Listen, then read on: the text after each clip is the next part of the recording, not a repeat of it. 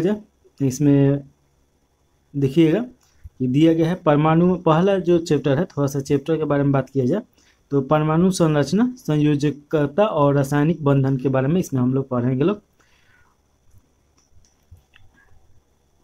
परमाणु में कक्षकों को भरने का क्रम किसके द्वारा नियंत्रित होता है, तो इसका हो जाएगा अफबाऊ सिद्धांत के द्वारा। तो ये आप याद रखेगा। वे तत्व जिनकी परमाणु संख्या Z तथा द्रव्यमान संख्या A भिन्न हो परंतु उसके नाभिक में न्यूट्रॉन की संख्या समान हो तो वो क्या कहलाते हैं, तो सम न्यूट्रॉनिक बोला जाता है, क्योंकि न्यूट्रॉनों की समान संख्या होता है इसीलिए। तो ये याद रखेगा। आगे देखिए थोड़ा सा इसमें दिया गया है रासायनिक तत्वों के परमाणु के संदर्भ में चुंबकीय क्वांटम संख्या का संबंध किससे है, तो ये हो जाएगा अभिविन्यास से हो जाएगा। तो ये आप याद रखिएगा। परमाणु नाभिक के अवयव कौन है, तो परमाणु नाभिक में देखिए कि प्रोटॉन और न्यूट्रॉन पाए जाते हैं। इलेक्ट्रॉन तो बाहरी कक्षा में होता है, जैसे ये कक्षा हो गया तो इसके नाभिक में प्रोटॉन और न्यूट्रॉन पाया जाएगा और ये इलेक्ट्रॉन बाहरी कक्षा में घूमते रहता है लोग। आगे दिया गया है कि ऐसे परमाणु जिसमें प्रोटॉन या इलेक्ट्रॉन की संख्या समान तथा परंतु न्यूट्रॉनों की संख्या भिन्न भिन्न रहती है तो उसे समस्थानिक बोला जाता है। तो ये आप याद रखेगा। हीलियम के नाभिक में होते हैं, तो हीलियम के नाभिक में देखिए कि 2 प्रोटॉन होते हैं और 2 न्यूट्रॉन होते हैं। प्रोटॉन और इलेक्ट्रॉन के द्रव्यमान का अनुपात कितना होता है, तो आपका प्रोटॉन देखिएगा कि 1837 अनुपात 1 हो जाएगा इलेक्ट्रॉन। आगे दिया गया है किसी एक ही परमाणु में 2 इलेक्ट्रॉनों की चारों क्वांटम संख्याएं समान नहीं हो सकती है। यह नियम किस वैज्ञानिक के द्वारा दिया गया है, तो ये पाउल का नियम बोला जाता है। वह एकमात्र ऐसा तत्व है जिसके समस्थानिकों के नाम भिन्न भिन्न होते हैं। तो ये आपका हाइड्रोजन हो जाएगा। एक इसका समस्थानिक देखिए तो प्रोटियम होता है और एक ड्यूट्रियम होता है और ट्राइटियम होता है। तो इन सब की का नाम देखिए कि भिन्न भिन्न होता है। यहाँ पे दिया गया है कुछ अपव्यय परमाणिक कण है और उसके बारे में यहाँ पे बताया गया है। तो थोड़ा सा इसके बारे में देख लीजिए। तो देखिए कि ये मूल कण है, इलेक्ट्रॉन, प्रोटॉन और न्यूट्रॉन के बारे में यहाँ पे हम लोग देखेंगे लोग। परम आवेश यानी कि इसका कूलम संख्या यहाँ पे दिया गया है, यहाँ सापेक्षिक आवेश दिया गया है और यहाँ पे द्रव्यमान दिया गया है, यहाँ लगभग द्रव्यमान दिया गया है। तो ये आप याद रखिएगा। और यहाँ पे खोजकर्ता दिया गया है। तो सबसे पहले तो इलेक्ट्रॉन के खोजकर्ता का नाम पूछता है तो जे थॉमसन याद रखेगा। और उसके बाद देखिए कि इसके कूलम, परम आवेश कूलम कितना होगा, तो -1.6022 इंटू 10⁻⁻90 होगा। तो ये हो जाएगा। उसके बाद सापेक्ष आवेश जो देखिए कि -1 हो जाएगा। द्रव्यमान देखिए तो ये केजी में 9.1094 इंटू 10⁻31 हो जाएगा और लगभग द्रव्यमान इसका 0 के आसपास होता है। खोजकर्ता देखिए तो जे थॉमसन है खोजकर्ता। प्रोटॉन देखिए तो प्लस में ये रहता है, प्रोटॉन हमेशा आपका पॉजिटिव। तो इसमें देखिए 1.6022 इंटू 10⁻⁻90 हो जाएगा। और सापेक्ष आवेश देखिए तो +1 है और द्रव्यमान केजी में देखिए तो 672 इंटू 10⁻⁻27 दिया गया है। तो इतना इसका द्रव्यमान हो जाएगा और लगभग द्रव्यमान जो होगा तो 1 हो जाएगा। और प्रोटॉन के खोजकर्ता रदरफोर्ड हैं, तो ये तो आप जानते ही हैं। न्यूट्रॉन का देखिए तो इसे n से डिनोट किया जाता है और इसका 0 आवेश होगा और सापेक्षिक आवेश भी 0 होगा। इसका अगर केजी देखिए द्रव्यमान तो 1.67493 इंटू 10⁻⁻27 हो जाएगा। तो देखिएगा इसका लगभग द्रव्यमान देखिएगा म्यू में तो 1 हो जाएगा और इसके खोजकर्ता न्यूटन हैं। तो ये याद रखेगा। यहाँ से क्वेश्चन और यहाँ से क्वेश्चन और यहाँ से भी आते रहता है। इसमें इलेक्ट्रॉन के खोजकर्ता जे थॉमसन, प्रोटॉन के खोजकर्ता रदरफोर्ड और न्यूट्रॉन के खोजकर्ता चैडविक। तो ये आपको याद रखना है। चलिए आगे देखिए। किसी तत्व के समस्थानिकों की संख्या सर्वाधिक होगी, तो ये आपका सर्वाधिक हो जाएगा पोलोनियम, जिसका संख्या 33 है। तो ये याद रखेगा। आगे दिया गया ब्रह्मांड में सर्वाधिक पाए जाने वाला तत्व कौन सा है, तो हाइड्रोजन हो जाएगा। तो ये तो आपको पता ही है कि हाइड्रोजन सबसे ज़्यादा पाया जाता है। रासायनिक यौगिक की सबसे छोटी इकाई अणु होता है, तो ये भी आपको पता होगा। चलिए इसके बाद देखिए कि तत्व का गुणधर्म किससे निर्धारित होता है, तो उसके परमाणु क्रमांक से। किस मॉडल को आधुनिक भौतिकी आधारशिला माना जाता है, तो नील्स बोर मॉडल हो जाएगा। परमाणु में देखिएगा कि प्रोटॉन कहाँ स्थिर होता है, तो नाभिक के भीतर होता है। देखिए कि जैसे ये परमाणु हो गया तो इसके नाभिक यानी केंद्र के अंदर होगा, तो ये आप याद रखेगा। आधुनिक आवर्त सारणी किसके द्वारा प्रस्तुत किया गया था, तो आधुनिक आवर्त सारणी मोस्ले हो जाएगा। वैद्युत संयोजन और सहसंयोजन बंध किससे संबंधित होते हैं, तो सल्फर डाइऑक्साइड हो जाएगा। इसका रासायनिक सूत्र होता है SO2 हो जाएगा, तो ये आपको याद रखना है। आगे दिया गया है आधुनिक रसायन विज्ञान का जनक किसे माना जाता है, तो एंटोवाइड लेवेजियर को माना जाता है। डाल्टन ने अणु को क्या नाम दिया था, तो यौगिक परमाणु इसका नाम दिया गया था। एक ही तत्व के परमाणुओं का विभिन्न रासायनिक विन्यास दर्शाने की प्रवृत्ति अपरूपता कहलाती है, तो ये आपको याद रखना है। बंध कोण अधिकतम किस अणु में होता है, तो CO2 में होता है। हाइड्रोजन हेलाइट का बढ़ता आयनिक लक्षण है, तो यहाँ पे बता दिया गया है, तो एक बार देख लीजिए। हीलियम हो जाएगा, बोरॉन हो जाएगा, तो ये आप देख लीजिए। इसके बाद देखिए परमाणु तत्व संख्या 29 किससे संबंधित है, तो D ब्लॉक से है। अगला है कि उत्कृष्ट गैस की संयोजकता कितनी होती है, तो 0 होते हैं। ऑक्सीकरण की प्रक्रिया में ऑक्सीकृत तत्व का संयोजकता पर क्या प्रभाव पड़ता है, तो ऑक्सीजन की प्रक्रिया में संयोजकता बढ़ती है। न्यूट्रॉनो किस प्रकार का कण है, तो अस्थायी कण है न्यूट्रॉनो, तो ये हो जाएगा। देखिएगा कि मेडलिव के आवर्त नियम के अनुसार तत्वों के भौतिक एवं रासायनिक गुण उनके परम भारों के आवर्त फलन होते हैं, तो ये आप थोड़ा सा याद रखिएगा। चलिए आगे देखा जाए, तो इस टॉपिक में देखेंगे लोग अम्ल, क्षारण एवं लवण के बारे में इसमें देखेंगे लोग। तो चलिए देखा जाए। देखिए कि नींबू के खट्टे होने का क्या कारण है, तो नींबू में साइट्रिक अम्ल होता है और साइट्रिक अम्ल का सूत्र देख लीजिए C6H8 और O7 की उपस्थिति के कारण होता है, तो ये आप याद रखिएगा। वह जलीय विलयन जो लाल लिटमस को नीला कर देता है, तो उसे क्षारीय विलयन बोला जाता है। और इसका सूत्र देखिए कि Na2 और CO3 हो जाएगा। कठोर शारीरिक परिश्रम के पश्चात थकान महसूस होने का कारण क्या है, तो देखिए कि मांसपेशियों में लैक्टिक एसिड जो रहता है उसका संचयन हो जाता है।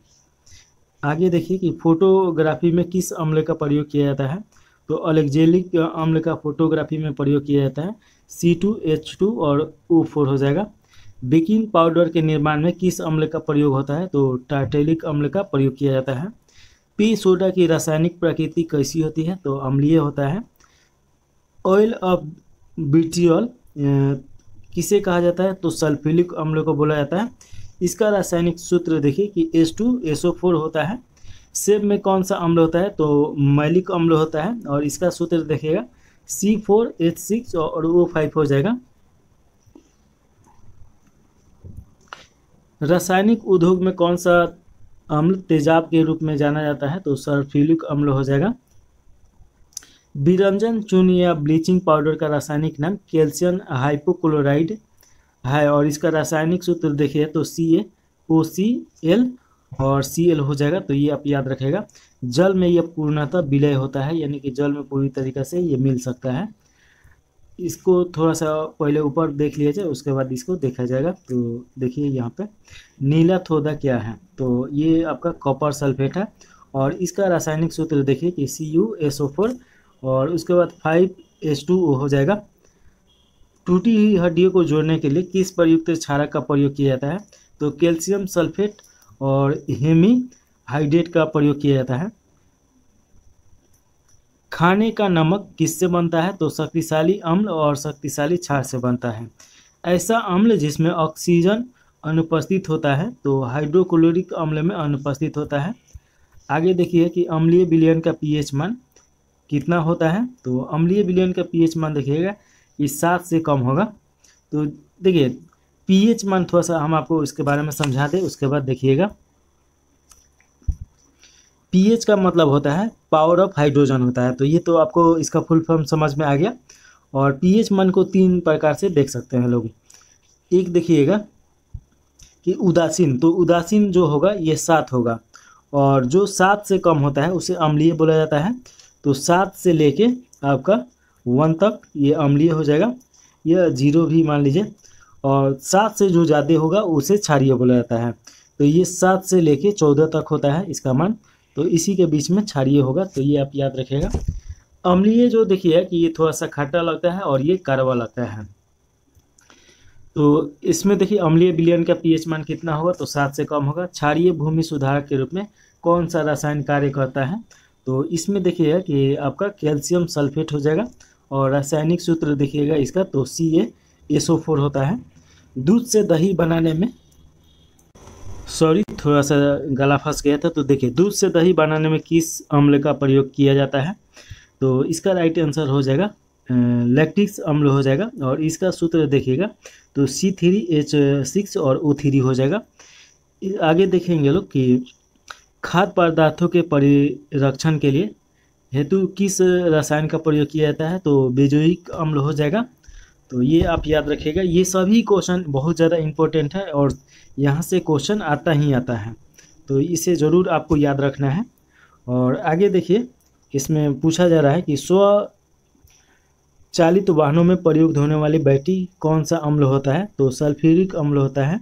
और इसका सूत्र होता है H2SO4।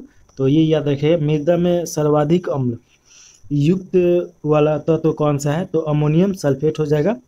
जिप्सम का रासायनिक नाम क्या है, तो कैल्शियम सल्फेट हाइड्रेट हो जाएगा। अब थोड़ा सा इसके बारे में देख लिया जाए। तो देखिए इसमें महत्वपूर्ण अम्ल, उसके स्रोत और उपयोग दिया गया है, जहाँ से क्वेश्चन बार बार आता है। तो यहाँ पे आपका अम्ल हो जाएगा यानी एसिड, और यहाँ पे उसका सोर्स यानी कि स्रोत दिया है और इसका उपयोग दिया गया है। तो देखिए कि सिट्रिक एसिड जो C6H8 और O7 हो जाएगा, किसमें पाया जाता है, तो नींबू, संतरा, टमाटर जो खट्टा फल होता है उसमें। धातु की सफाई में प्रयोग किया जाता है, खाद्य संरक्षण में प्रयोग किया जाता है, और चमकदार नमक बनाने में प्रयोग किया जाता है। इसके बाद देखिए कि एसिटिक अम्ल हो जाएगा, तो CH3 और COOH इसका रासायनिक सूत्र है। तो ये भी आप याद रखिएगा। ये सिरका में पाया जाता है। खाद्य पदार्थों के परीक्षण के लिए ये काम में आता है, परिरक्षण यानी उसको प्रिजर्व करने के लिए। फॉर्मिक एसिड देखिए कि ये मधुमक्खियों की चींटी के डंक में पाया जाता है, और इसका सूत्र देखिएगा तो HCOOH हो जाएगा। और देखिए कि कार्बनिक संश्लेषित रंगाई आदि में इसका प्रयोग किया जाता है। इसके बाद देखिए कि लैक्टिक एसिड C2H4OH और COOH खट्टा दूध दही, ये हो जाएगा खाद्य परीक्षण में स्वाद कारक के रूप में। तो ये हो जाएगा। एस्कार्बिक एसिड देखिएगा कि C6H8 और O6 हो जाएगा। आंवला, पपीता और ब्रोकली हो जाएगा। विटामिन C में प्रयोग में लाया जाता है, और सॉरी विटामिन C में ये पाया जाता है। इसके बाद देखिए टार्टेरिक एसिड C4H6 और O6 हो जाएगा। कच्चा आम, अंगूर, इमली, केला और अनानास में पाया जाता है। खाद्य पदार्थों में प्रतिऑक्सीकारक के रूप में इसका उपयोग किया जाता है। आगे देखिए कि ऑक्जेलिक एसिड जो C2H2 और O4 हो जाएगा। पालक और टमाटर में ये पाया जाता है। देखिए कि कपड़ों की रंगाई और बेकिंग पाउडर में, फोटोग्राफी में और जंग को हटाने के रूप में ये प्रयोग किया जाता है। चलिए आगे देखा जाए। देखिए नाइट्रस अम्ल, इसका सूत्र HNO3 हो जाएगा। फिटकिरी और सोडा के रूप में इसका मतलब कि इसमें पाया जाता है। एक्वारेजिया, इसका प्रयोग देखिए सोना के साफ करने में किया जाता है। विस्फोटक के निर्माण में, रॉकेट इंजनों में ऑक्सीकरण के रूप में इसका प्रयोग किया जाता है। बोरिक एसिड देखिएगा कि H3BO3 हो जाएगा। बोरेक्स, ओरासाइट और शराब में ये पाया जाता है। गेहूं संरक्षण में, फाइबर ग्लास के निर्माण में, कीटाणुनाशक और लुब्रिकेट के रूप में इसे मतलब कि इसका यूज है, उपयोग है। लुईस इलेक्ट्रॉनिक सिद्धांत के अनुसार अम्ल वह यौगिक है जिसमें इलेक्ट्रॉन युग्म स्वीकार करने की प्रवृत्ति होती है। इसमें आगे देखिए, इसी में का ये पाठ है। देखिए कि कृत्रिम वर्षा यानी आर्टिफिशियल रेन कराने के लिए सिल्वर आयोडाइड का प्रयोग किया जाता है, और सिल्वर आयोडाइड का सूत्र होता है AgL हो जाएगा। कॉपर सल्फेट का जलीय घोल अम्लीय क्यों होता है? तो क्योंकि जल अपघटन के कारण होता है। जल की कठोरता किन पदार्थों से दूर की जाती है? तो सोडियम कार्बोनेट और सोडियम हाइड्रोक्साइड से इसका कठोरता दूर किया जाता है। चींटी के काटने पर जलन क्यों महसूस होता है? तो चींटी द्वारा फॉर्मिक एसिड छोड़ा जाता है, तो ये तो हम लोग अभी जानते हैं लोग। कौन सी गैस अग्नि सामान के रूप में प्रयोग किया जाता है? तो कार्बन डाइऑक्साइड हो जाएगा CO2। अम्ल नीले लिटमस पेपर को लाल में तथा क्षारक जो रहता है लाल लिटमस पेपर को नीले में परिवर्तन कर देता है, तो ये आपको याद रखना है। घरों में सिरका कैसे बनता है? तो स्टार्च के क्यूनन के द्वारा सिरका बनाया जाता है। कोका कोला में किस अम्ल की उपस्थिति के कारण खट्टा स्वाद आता है? तो देखिए कि कोका कोला में फास्फोरिक अम्ल डाला जाता है। शुद्ध जल का pH मान कितना होता है? तो 7 होगा, तो इसका मतलब कि शुद्ध जल उदासीन होता है। अचार के परीक्षण हेतु उसमें कौन सा अम्ल मिलाया जाता है? तो एसिटिक देखिएगा कि अम्ल मिलाया जाता है, तो ये याद रखिएगा, जिसे सिरका के नाम से भी जाना जाता है। अम्लों और क्षारों की पहचान के लिए मुख्यतः किस पदार्थ का प्रयोग किया जाता है? तो लिटमस पेपर और फिनाफ्लेलिन मेथिल ऑरेंज का प्रयोग किया जाता है। आगे देखिए कि क्षारक जो रहता है लाल लिटमस पेपर को नीले में परिवर्तन कर देता है, और मेथिल ऑरेंज देखिएगा को पीले रंग में और फिनाफ्लिन को गुलाबी रंग में परिवर्तन कर देता है। तो ये सभी क्वेश्चन पूछा जाता है। वायु में किसके अधिक सांद्रता के कारण अम्ल वर्षा होती है? तो SO2 और NO2 हो जाएगा, यानी सल्फर डाइऑक्साइड और नाइट्रोजन ऑक्साइड हो जाएगा। मैग्नीशियम डाइऑक्साइड का जलीय विलयन का क्या कहलाता है? तो मिल्क ऑफ मैग्नीशियम बोला जाता है, तो ये आप याद रखेगा। और किसके द्वारा pH मान को मापा गया था? तो सोरेनस के द्वारा मापा गया था, तो ये याद रखेगा। आगे दिया गया है कि गंध सूचकों के रूप में मुख्यतः प्याज वाली वनीला का प्रयोग किया जाता है।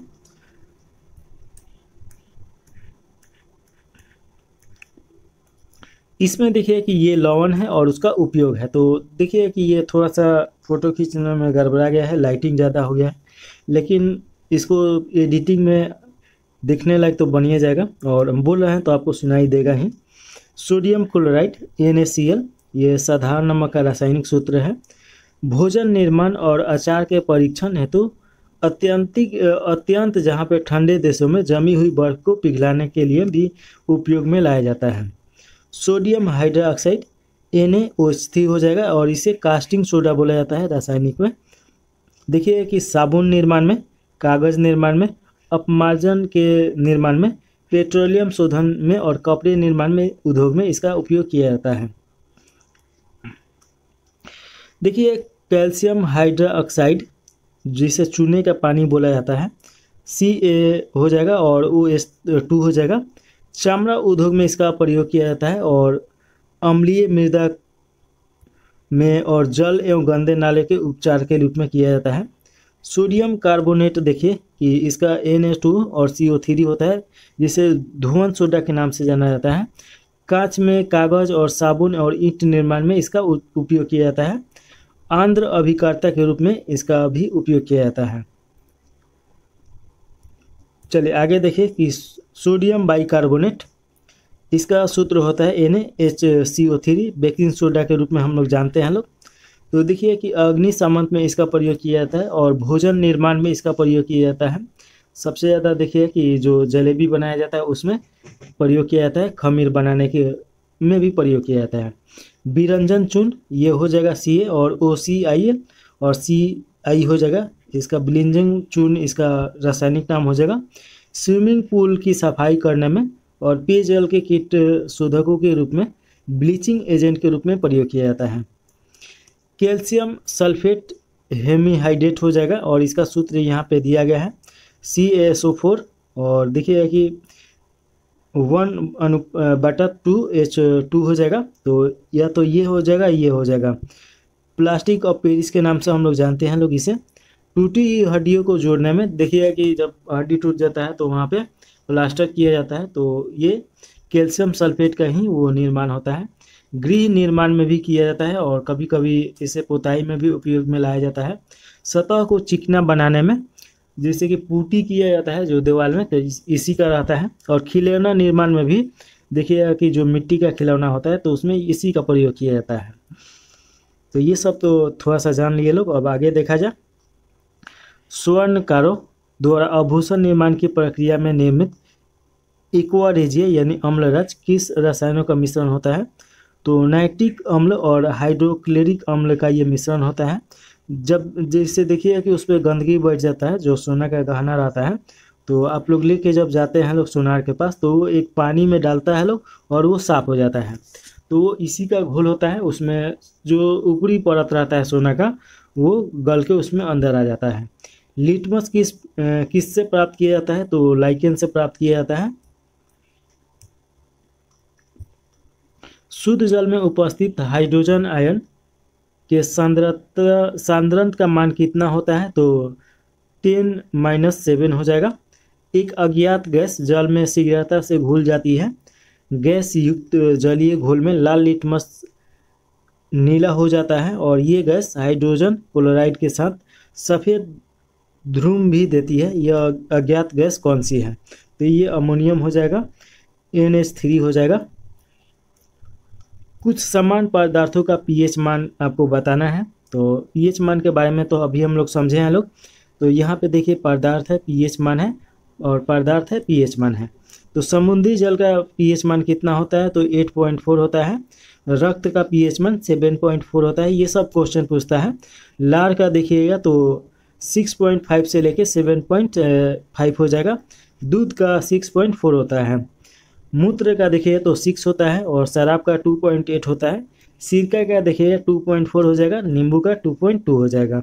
तो ये सभी एक दो बार आप रिवीजन कर लीजिएगा ताकि यहाँ से क्वेश्चन आपका नहीं छूटे। देखिए कि कपड़े पेपर से जंग के दाग को हटाने के लिए ऑक्जेलिक अम्ल विलयन का प्रयोग किया जाता है। अब आगे देखिएगा कि किसी धातु के विद्युत चालकता सर्वाधिक होगा? तो चांदी का।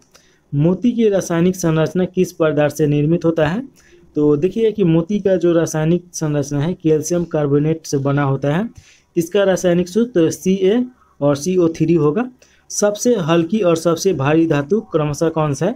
तो सबसे हल्की धातु जो है लिथियम है और सबसे भारी धातु ऑस्मियम है। आगे देखिएगा कि सबसे भारी प्राकृतिक तत्व कौन सा है? तो यूरेनियम हो जाएगा। और मोनेजाइट किसका प्रमुख अयस्क है? तो थोरियम का है। थोरियम उत्पादन में पूरा विश्व में भारत प्रथम स्थान पे है। और देखिए कि सबसे ज़्यादा केरल में इसका ये मिलता है। तो देखिए मोती के मुख्य अवयव कौन से हैं? तो एरागोनाइट हो जाएगा और कांची गोलिन हो जाएगा। चाकू से काटी जा सकने वाली धातु कौन सा है? तो सोडियम और पोटेशियम हो जाएगा। ये देखिए कि इसे केरोसिन तेल में रखा जाता है क्योंकि ऑक्सीजन के साथ अभिक्रिया करके इसमें आग लग जाता है। तो ये आप याद रखिएगा। चलिए आगे देखिए कि अत्यधिक कोमल खनिज टल्क किससे निर्मित होता है? तो मैग्नीशियम सिलिकेट से होता है। भविष्य का धातु किसे कहा जाता है? तो टाइटेनियम को बोला जाता है। अभ्रक कच्चे माल के रूप में किस उद्योग में प्रयोग में लाया जाता है? तो विद्युत में देखिएगा। आतिशबाजी में देखिए कि बेरियम जो होता है, बेरियम की उपस्थिति के कारण हरा रंग दिखाई देता है और स्ट्रियम की उपस्थिति के कारण लाल गहरा दिखाई देता है। जैसे आसमानी जो बम छोड़ा जाता है तो उसमें आप देखते होंगे। सीने बार किसका अयस्क है? तो ये पारा का अयस्क है। तो ये आप याद रखेगा। उसके बाद देखिए कि औजार निर्माण हेतु सर्वप्रथम किस धातु की खोज की गई? तो तांबा का खोज किया गया। क्रोलाइट और बक्साइट किस धातु का अयस्क है? तो एल्युमिनियम का है। तो ये आप याद रखेगा। बक्साइट तो हर जगह पढ़ने को मिलता है, क्रोलाइट भी याद रखना है, इसी का नाम है। तो ये आप याद रखेगा। अयस्कों से धातुओं के निष्कर्षण का विज्ञान क्या कहलाता है? तो धातु कम उसे बोला जाता है। साधारण तापमापी यंत्रों में पारे का प्रयोग क्यों किया जाता है? क्योंकि पारे का ऊष्मीय प्रसार गुणक उच्च होता है। सोडियम की अत्यधिक क्रियाशीलता के कारण किस पदार्थ में रखा जाता है? तो केरोसिन तेल में रखा जाता है। मिट्टी के तेल इसे बोला जाता है केरोसिन तेल को, तो ये भी आप याद रखेगा। भर्जन यानी रोस्टिंग प्राय किन अयस्कों का किया जाता है? तो सल्फाइड और ऑक्साइड अयस्कों का। चलिए अब इधर देखा जाए। शुद्ध सोना कितने कैरेट का होता है? तो 24 कैरेट का होता है। अगर आपसे पूछा जाए कि 18 कैरेट का सोना कितना % शुद्ध है, तो आपका 75% बता दीजिएगा। ये क्वेश्चन बार बार आ चुका है। सोडियम को जल में डालने पर कैसा गैस प्रयुक्त होता है? तो हाइड्रोजन। द्रवित सोडियम का उपयोग नाभिकीय भट्टियों में किस रूप में किया जाता है? तो शीतलम के रूप में किया जाता है, शीतलक उसमें लाने के लिए, ठंडा करने के लिए। बारूद का निर्माण किस रसायन के प्रयोग से किया जाता है? तो पोटेशियम नाइट्रेट हो जाएगा। वह कौन सी धातु है जो अपने ऑक्साइड की परत में सुरक्षित हो जाती है? तो एल्युमिनियम है। इस्पात के जंग संरक्षण और प्रतिरोध गुण को बढ़ाने के लिए उसमें क्रोमियम मिलाया जाता है, तो ये तो आपको पता होगा। मानव शरीर में देखिए कि कॉपर की अधिकता के कारण कौन सा रोग होता है? तो विल्सन रोग होता है। फोटो इलेक्ट्रिक सेल किस धातु का उपयोग होती है? तो सेलेनियम का होता है इसमें उपयोग। कौन सा तत्व स्वतंत्र अवस्था में पाया जाता है? तो सल्फर हो जाएगा। धातुओं में सर्वाधिक हीन चालक यानी कि बैड कंडक्ट कौन सी होती है? तो सीसा होता है। भविष्य का ईंधन किसे बोला जाता है? तो हाइड्रोजन को बोला जाता है, तो ये आप याद रखेगा। आगे देखिए कि चतुष्फलकीय संरचना के कारण हीरा ग्रेफाइट की अपेक्षा अधिक कठोर होता है। दोनों का दोनों कार्बन का ही अपरूप है, तो ये याद रखिएगा। आगे देखिए कि प्याज की कड़वाहट का क्या कारण है? तो प्याज में देखिए कि सल्फर यौगिक के उपस्थिति के कारण उसमें कड़वाहट आता है। यूरेनियम का मुख्य अयस्क कौन सा है? तो पीच ब्लेड। शल्य क्रिया में पट्टियों के रूप में किस रासायनिक पदार्थ का प्रयोग किया जाता है? तो देखिए कैल्शियम सल्फेट का किया जाता है। सबसे कठोर धातु कौन सी है? तो प्लेटिनियम है। आगे देखिए कि सामान्य नाम और रासायनिक सूत्र यहाँ पे दिया गया है। तो हाराकसिस यानी कि ग्रीन विक्टोरियल, इसका रासायनिक सूत्र देखिएगा और रासायनिक नाम। तो रासायनिक नाम फेरक सल्फेट होता है। रासायनिक सूत्र यहाँ पे दिया गया है FeSO4 और 7H2O हो जाएगा। नीला कशिश का देखिए कि कॉपर सल्फेट इसे बोला जाता है, इसका सूत्र हो जाएगा CuSO4 और 5H2O हो जाएगा। श्वेत कशिश का हो जाएगा जिंक सल्फेट हो जाएगा ZnSO4 और 7H2O हो जाएगा। लाल कशिश देखिए कि कोबाल्ट सल्फेट COS4 और HH2O हो जाएगा। देखिएगा कि इसमें मणिके और नीलम को रासायनिक रूप से एल्युमिनियम अयस्क के रूप में पहचानी जाती है, तो ये आप याद रखेगा। इसमें देखिए कि महत्वपूर्ण धातुएं और उसके अयस्क हैं, तो थोड़ा सा इसके बारे में देखा जाए। यहाँ से क्वेश्चन आते रहता है। तो देखिए यहाँ पे धातु दिया गया है और यहाँ पे उसका अयस्क दिया गया है। अयस्क का मतलब क्या होता है कि उससे उस धातु को निकाला जाता है कुछ प्रोसेस के द्वारा।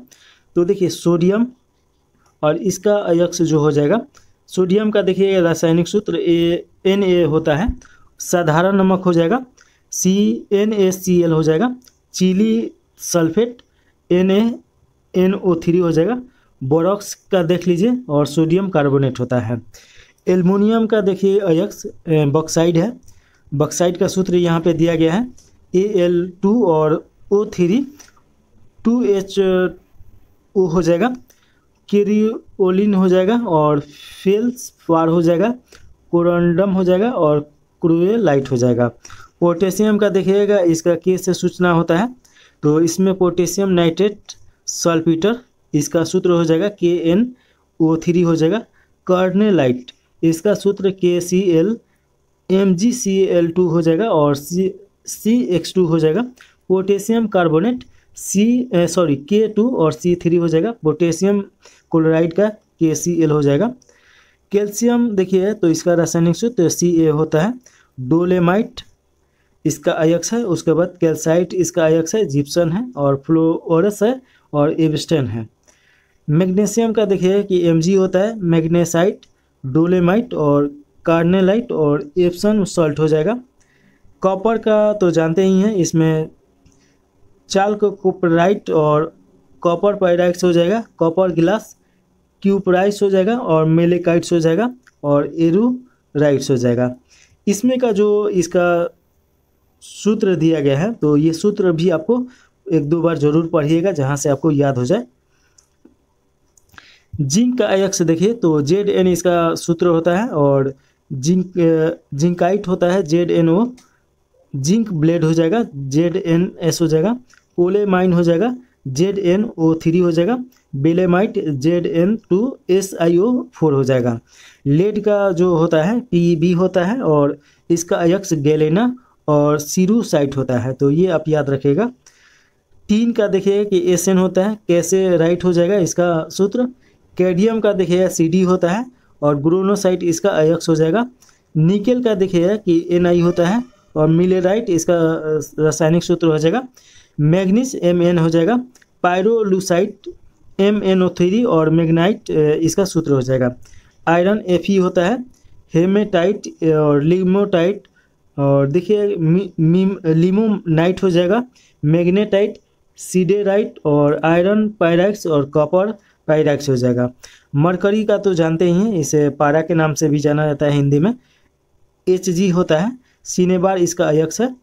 सिल्वर देखिए कि Ag होगा इसका और रूबी सिल्वर हो जाएगा और हर्न सिल्वर इसका क्या बोलेंगे अयस्क है।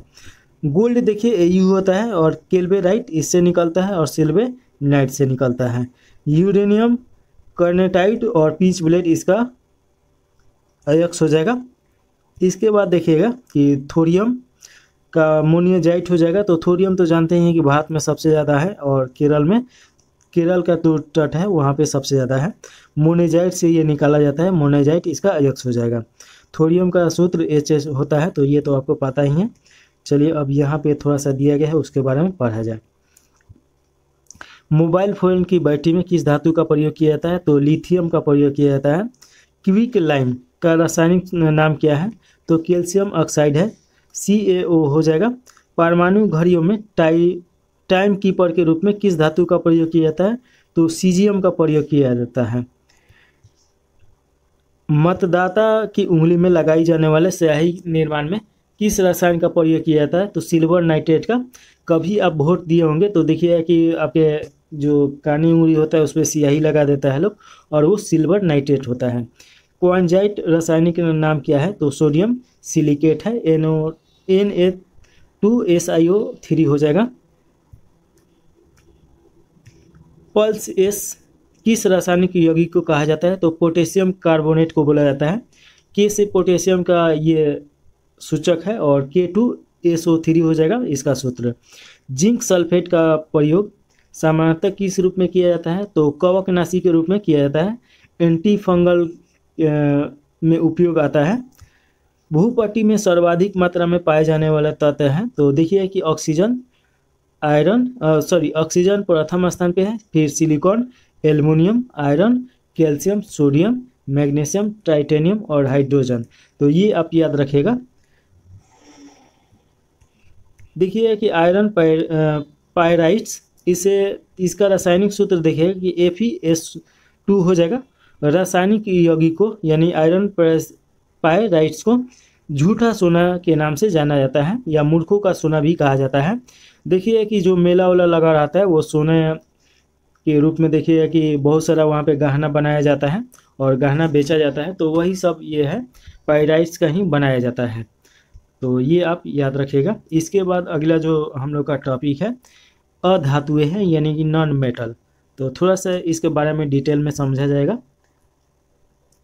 तो थोड़ा सा इसके बारे में देखा जाए तो देखिए अधातुएं का मतलब क्या होता है कि जो धातु नहीं होता है लोग, और धातु उसे हम लोग बोलते हैं लोग जब उसे पीटने के बाद वो चादर के रूप में फैलना स्टार्ट हो जाए और उसमें टन टन का आवाज़ है। और अधातु का मतलब क्या होता है कि जब उस पर हम लोग किसी हथौड़ी से मारेंगे तो वो भुरभुरा हो जाएगा और वो महीन होते चला जाएगा और टन टन का आवाज़ नहीं आएगा। तो इसका मतलब अधातु होता है। तो इसके बारे में चलिए देखा जाए। वायुयानों के टायर में कौन सी गैस भरी जाती है? तो नाइट्रोजन और अथवा हीलियम भरी जाती है।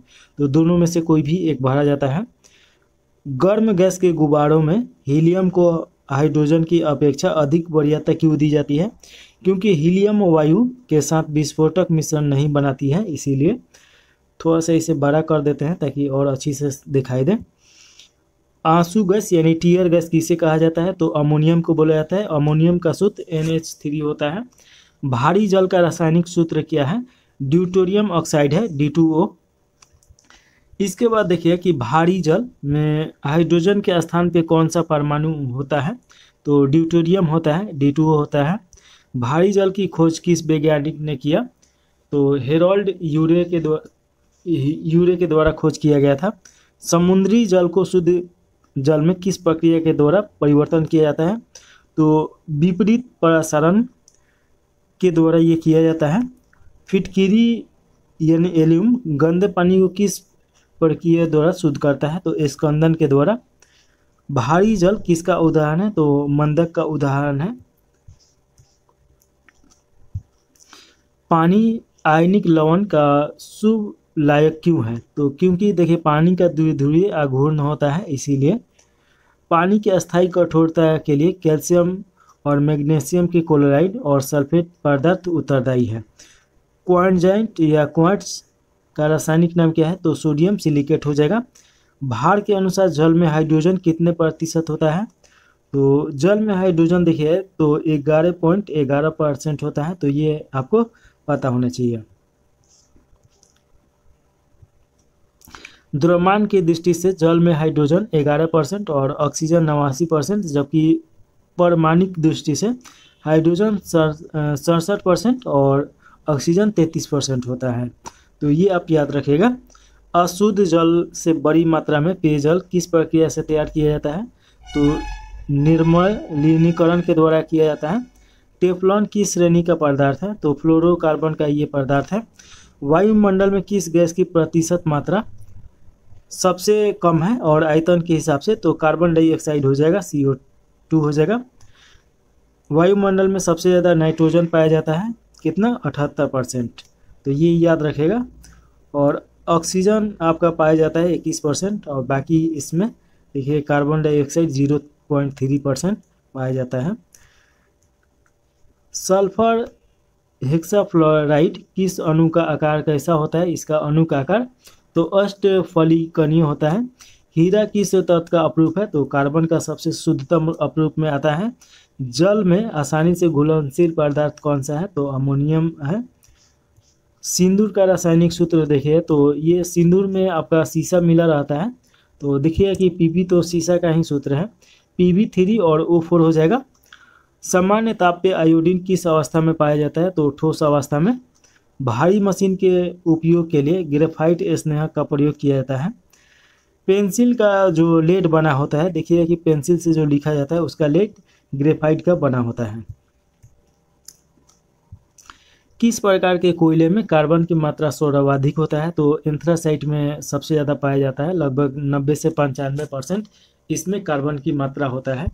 तो सबसे उत्तम किस्म का कोयला कौन सा है? एंथ्रासाइट है। और सबसे ज़्यादा भारत में कौन सा पाया जाता है? तो बिटुमेन्स पाया जाता है, जो 80 से 70 के बीच में उसमें कार्बन रहता है। एंथ्रासाइट देखिए कि अमेरिका में सबसे ज़्यादा पाया जाता है, भारत में आपका जम्मू कश्मीर के कुछ क्षेत्रों में पाया जाता है। किस प्रकार के कोयले में कार्बन का अंश न्यूनतम होता है? तो लिग्नाइट में हो जाएगा। हैलोजन में सबसे अधिक अभिक्रियाशील तत्व है, तो फ्लोरीन हो जाएगा। वह हाइड्रोजन जिसका प्रयोग देखिए कि पीराहारी के तहत किया जाता है, तो ब्रोमीन हो जाएगा। तो ये आप याद रखिएगा थोड़ा सा। इसके बाद देखिए कि कोयले के जलने से कौन सी गैस निकलती है? तो कार्बन डाइऑक्साइड निकलता है, यानी CO2। हाइड्रोजन को जलाने से क्या प्राप्त होता है? तो जल प्राप्त होता है। ट्यूबलाइट में निम्न दाब पे कौन सी गैस भरी जाती है? तो नियॉन और पारा का वाष्प से भरा जाता है ट्यूबलाइट में। देखिए कि ऑक्सीजन की खोज किसके द्वारा किया गया? तो प्रिस्टिले के द्वारा किया गया। तो ये आप याद रखिएगा। जल की अस्थायी कठोरता कैल्शियम और मैग्नीशियम कार्बोनेट की उपस्थिति के कारण होता है। वायु की मुख्य संगठन कौन सा है? तो नाइट्रोजन आपका 78%, ऑक्सीजन आपका 21%, 0.3% कार्बन डाइऑक्साइड हो जाएगा। गोताखोरों द्वारा गहरे समुद्र में सांस लेने के लिए ऑक्सीजन के साथ क्या लिया जाता है? तो हीलियम गैस को उसमें मिश्रित किया जाता है। देखिए कि हाइड्रोजन के समस्थानिक यहाँ पे दिया गया है और परमाणु संरचना दिया गया है। तो यहाँ पे देखिए समस्थानिक एवं रासायनिक संकेत और परमाणु संरचना। प्रोटियम देखिए, तो देखिए 1 अथवा H समान हाइड्रोजन, यह एकमात्र तत्व है जिसका परमाणु में न्यूट्रॉन नहीं पाया जाता है। इसमें देखिए कि एक इलेक्ट्रॉन, एक प्रोटॉन और न्यूट्रॉन की संख्या इसमें 0 है। ड्यूटेरियम यानी D2H, तो देखिए कि एक इसमें आपका 1 और H2 हो जाएगा। तो इस अथवा D यानी भारी हाइड्रोजन अनेक जैव रासायनिक अभिक्रियाओं में सूचक के रूप में तथा भारी जल के निर्माण में प्रयुक्त किया जाता है। एक इलेक्ट्रॉन, एक प्रोटॉन और एक न्यूट्रॉन इसमें रहता है। तो देखिए कि 1 और 2 3 हो गया, तो 1 2 3 यही तो इसमें जोड़ा जाता है। तो ये आप याद रखिएगा। प्रोटॉन और न्यूट्रॉन को मिला दिया जाता है, तो यही यहाँ पे 2 है। तो ये थोड़ा सा आप तो जानते ही होंगे। देखिए इसके बाद ट्राइटेनियम 1 और H3 हो जाएगा। तो यहाँ पे देखिएगा कि इलेक्ट्रॉन आपका 1 हो जाएगा और प्रोटॉन भी 1 हो जाएगा और न्यूट्रॉन 2 हो जाएगा। यह हाइड्रोजन का रेडियो सक्रियता समस्थानिक है। सबसे हल्का हाइड्रोजन तत्व कौन सा है? तो फ्लोरीन हो जाएगा। ब्लीचिंग पाउडर का रासायनिक सूत्र बताइए। तो CaOCl और Cl हो जाएगा। कैल्शियम हाइपोक्लोराइड हो जाएगा। एक समान शुष्क सेल यानी ड्राई सेल में विद्युत अपघटन होता है, तो अमोनियम क्लोराइड का होता है। कार्बन का शुद्धतम रूप हीरा है। विद्युत बल्ब में कौन सी गैस भरी जाती है? तो आर्गन गैस भरी जाती है। शुद्ध बल्ब किससे कहा जाता है? तो ठोस कार्बन डाइऑक्साइड को बोला जाता है। हाइड्रोजन तत्वों की अभिक्रियाशीलता का क्रम है फ्लोरीन, क्लोरीन, ब्रोमीन, आयोडीन और एस्टेरिन। विश्व में सर्वाधिक मात्रा में कौन सा तत्व पाया जाता है? तो हाइड्रोजन हो जाएगा। शरीर में आयोडीन की कमी से किस हार्मोन के स्राव में कमी आती है? तो थायरॉक्सिन हार्मोन हो जाएगा। कौन सा तत्व जो सदैव द्रव अवस्था में रहता है? तो देखिए कि ये ब्रोमीन हो जाएगा। हाइड्रोजन समूह का वह सर्वाधिक भारी तत्व कौन सा है जिसमें धात्विक चमक होती है? तो आयोडीन में होता है। जल के विसंक्रमण में किस हाइड्रोजन का प्रयोग किया जाता है? तो क्लोरीन का। उत्कृष्ट या अक्रिय गैसों के परमाणु के बाह्यतम कोश पूर्ण होते हैं या अथवा अपूर्ण होते हैं? तो पूर्ण होते हैं। चलिए इसमें इसके बाद इधर देखा जाए।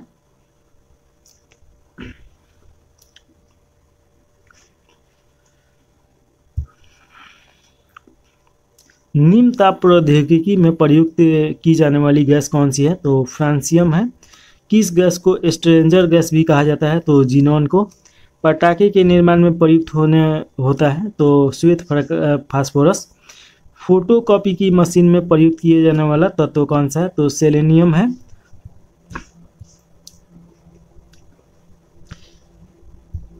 विरंजन अभिकर्मण के रूप में क्लोरीन का प्रयोग सर्वाधिक किया जाता है। सरी मछली की तरह दुर्गंध कौन सी गैस देती है? तो ओजोन देती है, O3 इसका रासायनिक नाम हो जाएगा। कौन सा अम्ल कशिश के तेल के नाम से जाना जाता है? तो सल्फ्यूरिक अम्ल हो जाएगा। विद्युत अपघटनों के विलयन में किसे कार की बैटरी में प्रयुक्त किया जाता है? तो सल्फ्यूरिक अम्ल को ही प्रयुक्त किया जाता है। हाइड्रोजन अम्ल में प्रबलतम अपचायक कौन है? तो हाइड्रोजन आयोडाइड हो जाएगा। पल्सिंग गैस में कौन सी गैस प्रयुक्त होती है? तो हाइड्रोजन होता है। कृत्रिम हीरा के नाम से जाना जाता है? तो सिलिकॉन कार्बाइड के नाम सिल्वर कार्बाइड को जाना जाता है। घरेलू प्रशीतक में प्रयोग की जाने वाले प्रतिशत कौन है? तो अमोनियम हो जाएगा। डॉक्टर का निषेचक के रूप में प्रयुक्त की जाने वाली हास्य गैस कौन सी है? तो नाइट्रस ऑक्साइड हो जाएगा, N2O हो जाएगा। फ्लावर्स ऑफ सल्फर एवं मिल्क सल्फर के नाम से प्रसिद्ध सल्फर अपरूप कौन सा है? तो अल्फा सल्फर हो जाएगा। किस हैलोजन का उपयोग कीटनाशक एवं दर्द निवारक औषधि के रूप में किया जाता है? तो आयोडीन हो जाएगा। कौन सी उत्कृष्ट गैस वायुमंडल में नहीं पाई जाती है? तो रेडॉन हो जाएगा आपका। हीलियम, आर्गन, नियोन वे उत्कृष्ट गैस है जो किसी भी अवस्था में यौगिक का निर्माण नहीं करते हैं। तो ये थोड़ा सा आपको पता होना चाहिए। मौसम संबंधित अध्ययन किए जाने वाले गुब्बारों में कौन सी गैस भरी जाती है? तो हीलियम भरा जाता है। हाइड्रोजन के समस्थानिक में कौन सा रेडियो सक्रियता समस्थानिक होता है? तो ट्राइटियम होता है। वनस्पति तेल से वनस्पति घी बनाने में प्रयुक्त होने वाली गैस कौन सी है? तो हाइड्रोजन है। माचिसों में किस रसायन का प्रयोग किया जाता है? तो लाल फास्फोरस का किया जाता है। देखिए कि कृत्रिम गर्भधान हेतु पशुओं के वीर्य को सुरक्षित रखने के लिए उसे द्रवित नाइट्रोजन में रखा जाता है। तो ये आप याद रखेगा। इसके बाद जो हम लोग का अगला टॉपिक है ये हम लोग का है मिश्र धातु और उप धातु है। तो चलिए स्टार्ट किया जाए। मिश्र धातु किस पदार्थ के सम्मिश्रण को स्टेनलेस स्टील अचुंबकीय हो जाता है? तो निकेल। थोड़ा सा बड़ा कर देते हैं।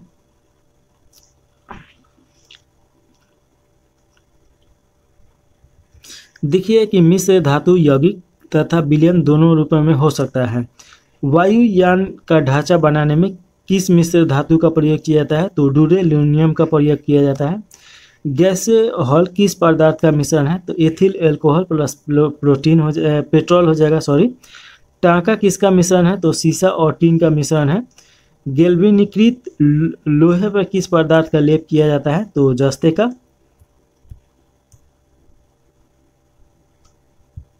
पीतल किन धातुओं के मिश्रण से बनी होती है? तो तांबा और जस्ता से। तांबा यानी Cu और टीन एसएन के मिश्रण से कौन सी धातु बनती है? तो कांसा हो जाएगा। स्टील को कठोरता प्रदान करने के लिए उसमें क्या मिलाया जाता है? तो कार्बन की मात्रा मिलाया जाता है। मिश्र धातुएं अधिक शक्तिशाली और संक्षारणीय, प्रतिरोधी तथा धातु की तुलना में अधिक लागत प्रभावी होती है। जंग रहित लोहा बनाने में कौन सी धातु का प्रयोग किया जाता है? तो क्रोमियम का। रासायनिक दृष्टि से सिंदूर का मिश्रण है तो मर्क्यूरिक सल्फाइड है। तो ये देख लीजिए। हवाई जहाज तथा रेल के डिब्बे में पुर्जे के रूप में किस धातु से निर्मित मिश्र धातु का प्रयोग किया जाता है? तो एल्युमिनियम हो जाएगा।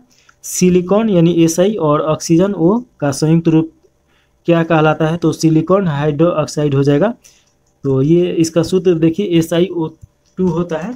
और इसके बाद देखेंगे लोग कि जल और चौक के मिश्रण को किस विधि के द्वारा पृथक किया जा सकता है?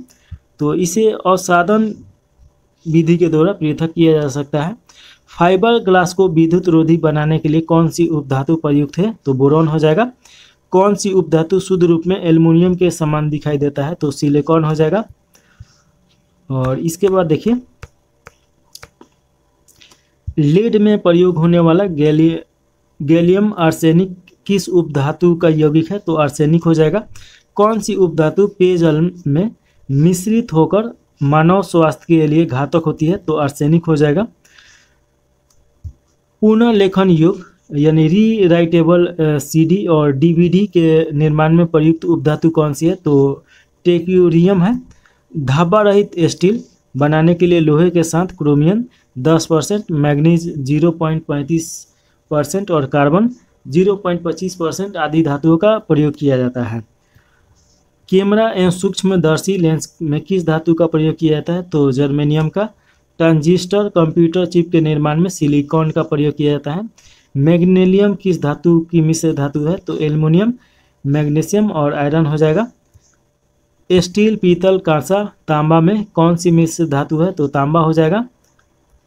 उसके बाद देखिएगा कि अम्लगमन क्या होता है? तो पानी के साथ किसी अन्य धातु का मिश्रण है। सर्वाधिक मात्रा में सिलिकॉन का प्रयोग किया जाता है तो क्वार्ट्जाइट कांच में। जर्मन सिल्वर में कौन सी धातु प्रयोग में आता है? तो तांबा, जिंक और निकेल हो जाएगा।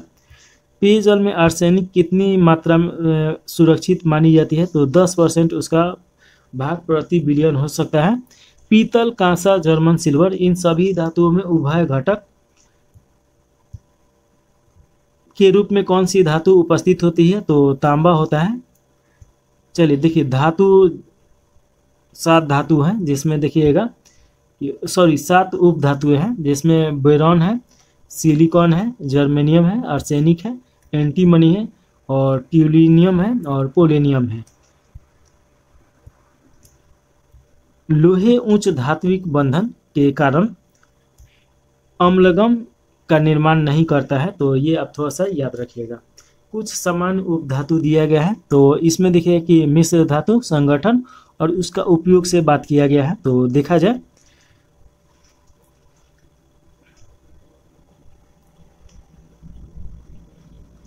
यहाँ पे उप धातु है और इसके संगठन और उपयोग है। तो चलिए स्टार्ट किया जाए। कांसा यानी ब्रॉन्ज मानव द्वारा निर्मित प्रथम मिश्र धातु है, तो ये आप जरूर याद रखिएगा, भी यही हो जाएगा। देखिए कि कांसा बनाने में तांबा 88% होता है और टीन इसमें 12% होता है। मूर्ति, सिक्का और बर्तन के निर्माण में इसका उपयोग किया जाता है। पीतल देखिए कि ब्रांस, तांबा इसमें 70%, 30% जिंक होता है। बैंड बाजा, घंटिया, बर्तन, मूर्तियों के निर्माण में इसका प्रयोग किया जाता है। गन मेटल देखिए कि तांबा 88%, टीन 8 से 10%, जिंक 2 से 4% होता है। मूर्तियाँ, दांतेदार गियर, बटन आदि के निर्माण में इसका प्रयोग किया जाता है। टाँका या शोल्डर इसे बोला जाता है। टीन इसमें 50 से 60% होता है और लेड इसमें 40 से 50 होता है। ये धातुओं को जोड़ता है। ज़्यादातर लोहे के जो होता है लोग मशीन टूट जाता है तो उसको जोड़ा जाता है। इसके बाद देखिए कि गन मेटल, बेल मेटल के नाम से जाना जाता है। तांबा 80% और टीन इसमें 20% होता है। बर्तन बनाने में, घंटी बनाने में, मूर्तियाँ बनाने में, निर्माण में आता है। रोल गोल्ड, तांबा 90% होता है, एल्युमिनियम 10% होता है। सोने जैसे दिखने वाले आभूषण का निर्माण किया जाता है। डच मेटल, तांबा 80 से 85 और जास्ता 15 से 20%। धातु की पतली चादर अथवा सोने जैसी पतली परत के निर्माण में। धाबा रहित इस्पात, तो क्रोमियम देखिए कि 5 से 20%, निकेल 8 से 10 और साधारण इस्पात इसमें रहता है। घरेलू बर्तन शल्य क्रिया के उपयोग के लिए और ब्लेड आदि के निर्माण में किया जाता है। क्रोमियम स्टील देखिए कि क्रोमियम इसमें 2 से 3%, आयरन 95%, कार्बन 0.5 और मैग्नीशियम 0.5 से 1% के रहता है। घरेलू बर्तन शल्य क्रिया के उपकरण, ब्लेड आदि के निर्माण में इसका प्रयोग किया जाता है। मैग्नीशियम देखिए कि एल्युमिनियम 95 से 96%, मैग्नीशियम 2%, आयरन इसमें 2 से 3% होता है। धातु के दर्पण वैज्ञानिक तंत्रों के निर्माण में प्रयोग किया जाता है। ड्यूरालेनियम देखिए कि एल्युमिनियम 95%, मैग्नीज 0 से 5% और मैग्नीशियम और कॉपर इसमें 4% होता है। प्रेशर कुकर वायुयान के ढांचा बनाने में इसका प्रयोग किया जाता है। जर्मन सिल्वर देखिए कि कॉपर 50%, जिंक 30% और निकेल 15% होता है। हीटिंग कोयलाइस में बर्तन और नल आदि बनाने में इसका उपयोग किया जाता है। क्रोवेंडियम स्टील, आयरन 97 से 98%, क्रोमीन, मैग्नीज और कार्बन इसमें रहता है। स्प्रिंग और पहिए की धुरी के बनाने में, निर्माण में काम आता है। टंगस्टन स्टील देखिए कि tungsten plus iron plus carbon होता है। रॉकेट इंजन के नोजल तथा तीव्र गति से काटने वाले उपकरणों बनाने में प्रयोग किया जाता है। एल्युमिनियम ब्रॉन्ज देखिए कि कॉपर 90% और 10% एल्युमिनियम होता है। सिक्के, बर्तन, आभूषण, पेंट बनाने में काम आता है। नाइक्रोम देखिए कि निकेल इसमें 55 से 60, क्रोमियम 20%, आयरन 20 से 25% होता है। इलेक्ट्रिक हीटर और इलेक्ट्रिक आयरन का तार बनाने में इसका प्रयोग किया जाता है। एंटीमनी का उपयोग इसके निर्माण में किया जाता है, तो ये हो जाएगा अग्निरोधी जो होता है उसके निर्माण में किया जाता है। बेल मेटल किसका मिश्र धातु है, तो तांबा और टीन का, तो ये आप थोड़ा सा याद रखिएगा। देखिए कि स्टील में कार्बन की मात्रा कितनी होती है, तो 0.1 से 2% होता है। भूपट्टी की कुल भार में बोरॉन की कितनी मात्रा होती है, तो 0.001% होता है। देखिए कि हाइड्रोजन सल्फाइड उपस्थिति के कारण पीतल का रंग वायु में फीका पड़ जाता है, तो ये आप याद रखिएगा। इसके बाद अगला जो टॉपिक है कार्बनिक रसायन है, यानी ऑर्गेनिक केमिकल। तो चलिए देखा जाए।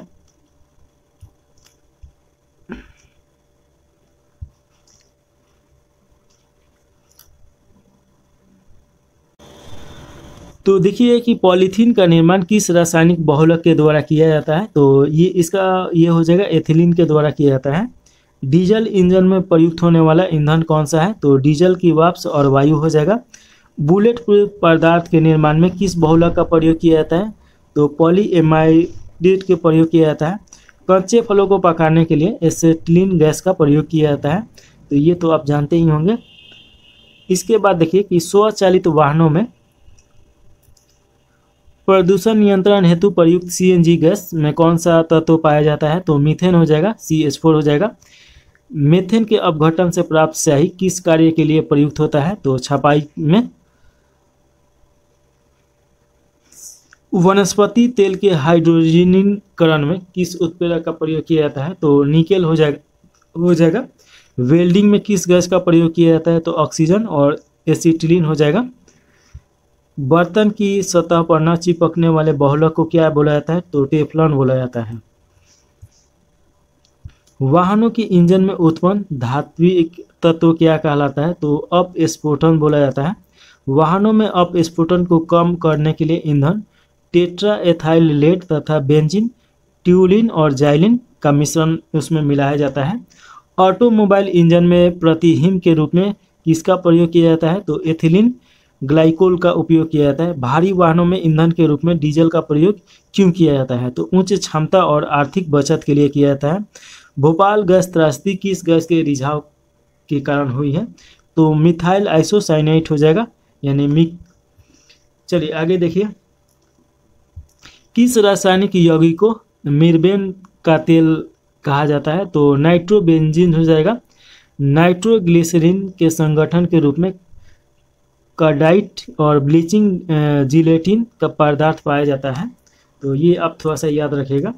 अब थोड़ा सा इधर देखा जाए तो देखिए इसमें दिया गया है द्वितीय विश्व युद्ध के समय मलेरिया और टाइफाइड रोगों के उपचार के लिए किस टीके का प्रयोग किया जाता था, तो DDT हो जाएगा, डाइक्लो डाइफिनॉल और ट्राइकोएथेन हो जाएगा।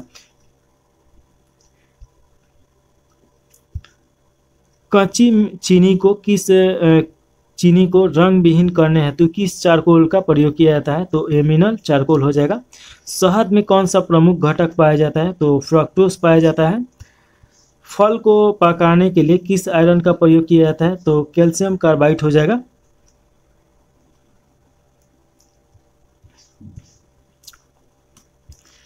शक्कर के क्यूनन में कौन सा पदार्थ बनता है, तो इथाइल एल्कोहल बनता है। युद्ध स्तर पर प्रयोग की जाने वाले विषैली गैस ल्यूसाइट किससे बनाई जाती है, तो एसिटिलीन से बनाया जाता है, तो ये आप याद रखिएगा। धान के खेत से किस गैस का उत्पादन होता है, तो मीथेन गैस यानी मार्स गैस, CH4 हो जाएगा इसका सूत्र। किस एल्कोहल को वुड स्प्रिंग के नाम से जाना जाता है, तो ये आपका मिथाइल एल्कोहल हो जाएगा। जल में कार्बन डाइऑक्साइड प्रवाहित करने पर बना सोडा वाटर अम्लीय प्रकृति का होता है। संशोधित स्पिरिट में कौन सा रसायन होता है, तो इथाइल एल्कोहल होता है 95%। बेकेलाइट किस पदार्थों के संगठन से बनता है, तो फिनॉल फॉर्मेफिलाइट हो जाएगा। किस विलायक का प्रयोग नेल पेंट हटाने वाले द्रव के रूप में किया जाता है, तो एसीटोन हो जाएगा। किसका प्रयोग निषेचक के रूप में किया जाता है, तो क्लोरोफॉर्म हो जाएगा, CHCl3 हो जाएगा। किस विस्फोटक को नोबेल तेल के नाम से भी जाना जाता है, तो TNG यानी ट्राई नाइट्रोग्लिसरीन हो जाएगा। घरेलू LPG सिलेंडरों में दाब मापक नहीं प्रदान किए जाते हैं क्योंकि ये LPG सिलेंडरों में गैस की मात्रा को प्रदर्शित नहीं कर सकते हैं।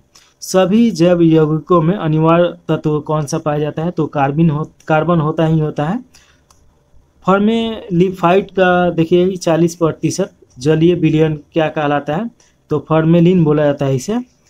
देखिए कि आइसोप्रीन प्राकृतिक रबर का बहुलक है तथा नाइलॉन प्राकृतिक बहुलक है का उदाहरण है। इसके बाद देखिए प्राकृतिक में सबसे अधिक मात्रा में पाए जाने वाला कार्बनिक यौगिक कौन सा है, तो सेल्यूलोज हो जाएगा। लौंग में कौन सा तेल पाया जाता है, यूजीनॉल पाया जाता है। मच्छर भगाने वाली दवाओं में कौन सा रसायन उपस्थित होता है? तो एलिथ्रिन हो जाएगा। मार्स गैस किसे कहते हैं? तो मीथेन को कहा जाता है। दूध युक्त मक्खन व दूध में कौन सा अम्ल पाया जाता है? तो ब्यूटेरिक अम्ल और लैक्टिक अम्ल पाया जाता है। धूम्र कुआं स्मॉग में उपस्थित वह रसायन कौन सा है जो आंखों में जलन उत्पन्न करता है? तो पैरोक्सी एसिटिलीन नाइट्रेट हो जाएगा। किण्वन एक जैव रासायनिक प्रक्रिया है जिसे सर्वप्रथम फ्रांसीसी रसायन वैज्ञानिक लुई पास्चर ने प्रयोग के माध्यम से समझाया था। मनुष्य के लिए सर्वाधिक अनिवार्य वसीय अम्ल कौन सा है? तो लाइकोनिक अम्ल हो जाएगा। न सूखने वाले तेलों में किस वसीय अम्ल की मात्रा अधिक होता है? तो उलिक अम्ल हो जाएगा। डायनामाइट का मुख्य संगठन रसायन कौन सा है? तो नाइट्रोग्लिसरीन हो जाएगा। रेडेटिनसाइड रसायन का प्रयोग किस लिए किया जाता है? तो चूहे के नियंत्रण के लिए। कृत्रिम रेशे में कौन सा असंतृप्त हाइड्रोकार्बन होता है? तो एथेनिल होता है। खाद्यान्नों में अधिकांश विस्फोटक का कारण है? तो वायु के साथ मीथेन का मिश्रण। वैज्ञानिक व्हीलर द्वारा सर्वाधिक किस कार्बनिक पदार्थ को कृत्रिम रूप में प्रयोगशाला में संश्लेषित किया गया? तो यूरिया हो जाएगा। कार्बनिक क्लोराइड के नाम से किसे जाना जाता है? तो फॉसिन गैस को जाना जाता है। प्रशीतक फेनॉल का रासायनिक नाम क्या है? तो डाइक्लोफेनॉल मीथेन हो जाएगा। देखिए कि कार्बोक्लेसिक अम्ल तथा एल्कोहल की साथ में अभिक्रिया क्या कहलाया जाता है? तो एस्टरीकरण इसे बोला जाता है। हेक्सोक्लोराइड बेंजीन को किस प्रचलित नाम से जाना जाता है? तो गमेक्स के नाम से जाना जाता है। देखिए इसमें यौगिक दिया गया है और उसका प्रयोग दिया गया है। तो यहाँ देखेंगे ग्लूकोज और इसका सूत्र देखिएगा C6H12 और O6 हो जाएगा। शराब निर्माण एवं फलों के रस परीक्षण में किया जाता है इसका प्रयोग।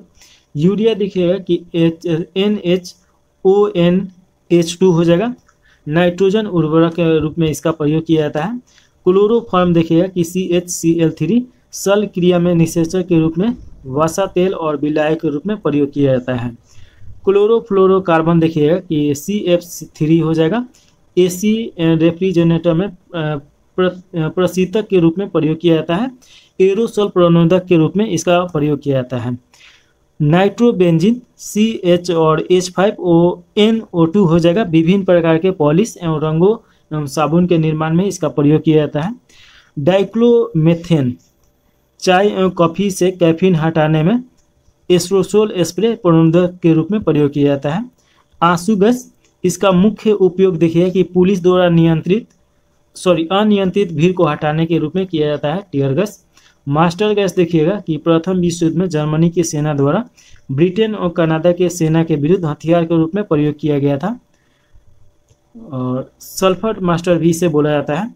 DDT कृषि में कीटनाशकों के रूप में प्रयोग किया जाता है। एस्प्रिन देखिएगा कि इसका उपयोग ज्वर, दंत जलन आदि के उपचार में किया जाता है। यूरोट्रोपिन देखिएगा कि मुख्य उपयोग फिनालिन और रोल के रूप में किया जाता है। और उसके बाद बात किया जाए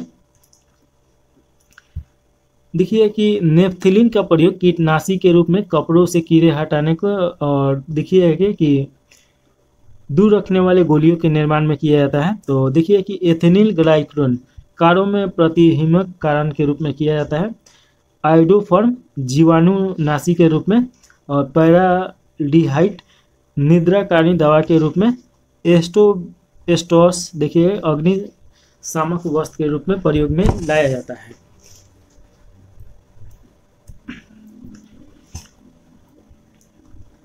एल्फ्रेड नोबेल को नोबेल पुरस्कार वितरण हेतु एक निधि स्थापित करने के लिए धनराशि का आविष्कार से मिली है। तो डायनामाइट हो जाएगा। विस्फोटक RDX का अन्य नाम क्या है? तो साइक्लोनाइट और हेक्सोजन और T4 है। टेरिलिन क्या है? तो कृत्रिम रेशा है। नेत्रों का परीक्षण एल्केलाइट के किस तनुकृत घोल से उत्तलीय को फैलाकर किया जाता है? तो इरोसिन हो जाएगा। इसके बाद देख लीजिए लास्ट में दिया है क्यूनन का प्रयोग alcohol, bread, biscuit, cake, pastry, दही, सिरका आदि के निर्माण में इसका उपयोग किया जाता है। अगला जो हम लोग का टॉपिक है रासायनिक अभिक्रिया एवं गैसीय नियम है। तो चलिए स्टार्ट किया जाए। तो देखिए जल का भाप में बदलना किस प्रकार का परिवर्तन है? तो ये भौतिक परिवर्तन हो जाएगा। थोड़ा सा हम आपको रासायनिक और भौतिक परिवर्तन के बारे में समझा दें। तो देखिए, भौतिक परिवर्तन उसे बोला जाता है जो अपने मूल स्थिति से परिवर्तित होकर और फिर पुनः उसमें आ जाए। जैसे कि मान लीजिए कि पानी है, तो अगर पानी देखिए कि बर्फ़ में जम गया, तो पानी से क्या बना? बर्फ़ बना, और बर्फ़ से फिर क्या बन सकता है? गैस बन सकता है, और पानी से सीधे गैस बन सकता है। लेकिन पुनः देखिए कि बर्फ़ से पानी बन सकता है, गैस से फिर पानी बन सकता है, तो ये फिर पानी के रूप में आ गया, तो इसे भौतिक परिवर्तन बोला जाता है। रासायनिक परिवर्तन का मतलब होता है कि अपने मूल जो उसका स्थिति था उसमें नहीं आ पाए। जैसे कि मान लीजिए कि आलू है, और आलू का सब्जी अगर बना दिया जाए, फिर चाहा जाए कि उससे आलू बनाया जाए, तो बनेगा? नहीं बनेगा। तो ये आपका रासायनिक परिवर्तन हो जाएगा। तो ये सब आप याद रखिएगा। ठोस से सीधे वाष्प में बदलने की प्रक्रिया को सब्लिमेशन बोला जाता है, यानी ऊर्ध्वपातन। अधिक ऊंचाई वाले स्थानों पर पानी 100 डिग्री सेल्सियस के नीचे के तापमान पे उबलता है, क्योंकि वायुमंडलीय दबाव कम हो जाता है। इस कारण जल का क्वथनांक बिंदु बॉइलिंग पॉइंट घट जाता है। आगे देखिए कि अशुद्धियों के कारण द्रव के क्वथनांक पर क्या प्रभाव पड़ता है। तो द्रव का क्वथनांक बढ़ जाता है। कोहरे में कौन सा क्लोराइड तंत्र प्रयुक्त होता है? तो गैस में द्रव शक्कर के घोल का तापमान बढ़ाने से शक्कर की विलयता पर क्या प्रभाव पड़ेगा? तो विलयता बढ़ जाएगी। नमक मिश्रित कपूर को किस प्रकार शुद्ध किया जाता है? तो ऊर्ध्वपातन के द्वारा किया जाता है। आगे देखिए कि जल अपघटन में ऊर्जा किस रूप में उत्पन्न होती है? तो ऊष्मा के रूप में होता है। पानी में चीनी का घुलना किसका उदाहरण है? तो भौतिक परिवर्तन का उदाहरण है। किस मिश्रण से ठोस विलयन को पृथक करने की विधि क्रिस्टलीकरण कहलाती है? तो ये हो जाएगा। पायस किस प्रकार का क्लोराइड है? तो द्रव से द्रव में। आयोडीन और पोटेशियम क्लोराइड के मिश्रण को किस प्रकार पृथक किया जा सकता है? तो ऊर्ध्वपातन हो जाएगा। बॉयल का नियम किस स्थिति में लागू होता है? तो नियत ताप पे ये लागू होता है। समान ताप पे और दाब पे गैसों के समान आयतन में अणु की संख्या समान होती है। यह नियम किस वैज्ञानिक ने प्रतिपादित किया था? तो एवोगैड्रो किया था। चलिए आगे देखिए। आदर्श गैस की ऊर्जा उसकी किस स्थिति पर आधारित है? तो तापमान पे। गैस आदर्श व्यवहार से विचलन क्यों प्रदर्शित करती है? तो उनके अणुओं के मध्य आकर्षण बल लगने के कारण। दहन किस प्रकार की अभिक्रिया है? तो ऑक्सीकारक अभिक्रिया है। स्थिर ताप पर गैस प्रसारित करने पर गैस पर क्या प्रभाव पड़ता है? तो उसका दाब घट जाता है। परण ताप किस नियम का परिणाम है? तो चार्ल्स के नियम का। गैसीय समीकरण देखिएगा कि पी भी बराबर nRT में R क्या प्रदर्शित कर रहा है? तो एक मोल गैस को प्रदर्शित कर रहा है। आदर्श गैस यानी आइडियल गैस की ऊर्जा निर्भर करती है, तो गैस के मोल संख्या पर निर्भर करता है। इसके बाद देखिए कि पाश्चराइजेशन प्रक्रिया में दूध को पहले अधिक देर तक उच्च तापमान पे गर्म किया जाता है और एक निश्चित समय में अचानक ठंडा कर लिया जाता है। रोटी तथा गर्म गैस के गुब्बारे का फूलना किस गैसीय नियम को व्यवहारिक रूप में दर्शाता है? तो चार्ल्स के नियम हो जाएगा। तापमान को कितना कम कर देने से सभी गैस शून्य आयतन घेरेगी? तो परम शून्य तापमान, और परम शून्य तापमान कितना होता है? -273 डिग्री सेल्सियस हो जाएगा। स्थिर ताप पर किस गैस का दाब 3 गुना कर देने पर उसका आयतन हो जाएगा तिहाई हो जाएगा। एक गैस का वाष्प घनत्व 14 है, उसका अनुभार कितना हो जाएगा? तो 28 हो जाएगा। बादल यानी स्काई का क्लोराइड परीक्षण है, तो वायु के परीक्षण माध्यम से जल बिंदु का होता है। पानी में उपस्थित क्लोराइड कण किस प्रक्रिया द्वारा हटाए जा सकते हैं? तो स्कंदन के द्वारा हटाया जा सकता है।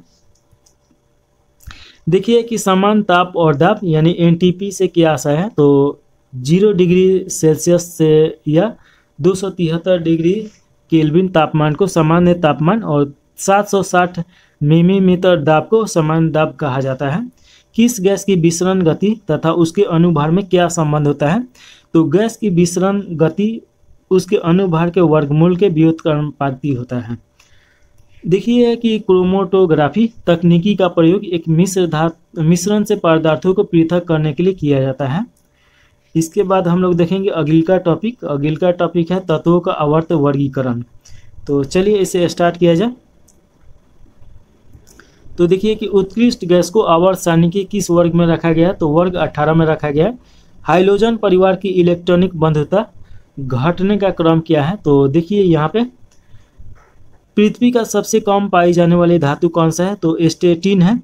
आवर्त सारणी के किस वर्ग में सर्वाधिक गैसीय तत्व होता है, तो शून्य वर्ग। देखिए सभी गैस अक्रिय गैस और एक परमाणिक तत्व है। जब किसी परमाणु के ब्राह्मतम कोश में एक इलेक्ट्रॉन जोड़ा जाता है तो मुक्त ऊर्जा इलेक्ट्रॉन बंधुता कहलाती है। सर्वाधिक घनत्व वाला तत्व कौन सा है, तो ऑस्मियम हो जाएगा और ये सबसे भारी तत्व भी है। आवर्त सारणी में देखिए कि हाइड्रोजन का कोई निश्चित स्थान नहीं होने के क्या कारण है, तो हाइड्रोजन का क्षार और धातु और हाइड्रोजन दोनों में से समानता रखना। इसके बाद देखिए तत्वों का कौन सा समूह रेडियो सक्रियता समूह कहलाता है, तो एक्टिनाइट समूह इसे बोला जाता है। अधिकतम कृत्रिम तत्व किस समूह में रखे जाते हैं, तो एक्टिनाइट समूह में रखा जाता है। आवर्त सारणी में तत्वों के गुण के बारे में बताया गया है। तो देखिए यहाँ पे गुण है और यहाँ पे वर्ग से ऊपर के नीचे तरफ आने पर और आवर्त में बाएं से दाएं जाने पे। तो परमाणु का आकार देखिए कि वर्ग से ऊपर के नीचे आने पे बढ़ता है और आवर्त से दाएं जाने पे घटता है। विद्युत धनात्मक यहाँ पे बढ़ेगी और यहाँ पे घटेगा। आयनन ऊर्जा यहाँ पे घटेगा तो यहाँ पे बढ़ेगा और विद्युत ऋणात्मक यानी वर्ग में ऊपर से नीचे आने पे घटती है और आवर्त से बाएं से दाएं जाने पे ये बढ़ती है। इलेक्ट्रॉन बंधुता यहाँ पे ऊपर से नीचे आइएगा तो घटेगा और बाएं से दाएं जाइएगा तो बढ़ेगा।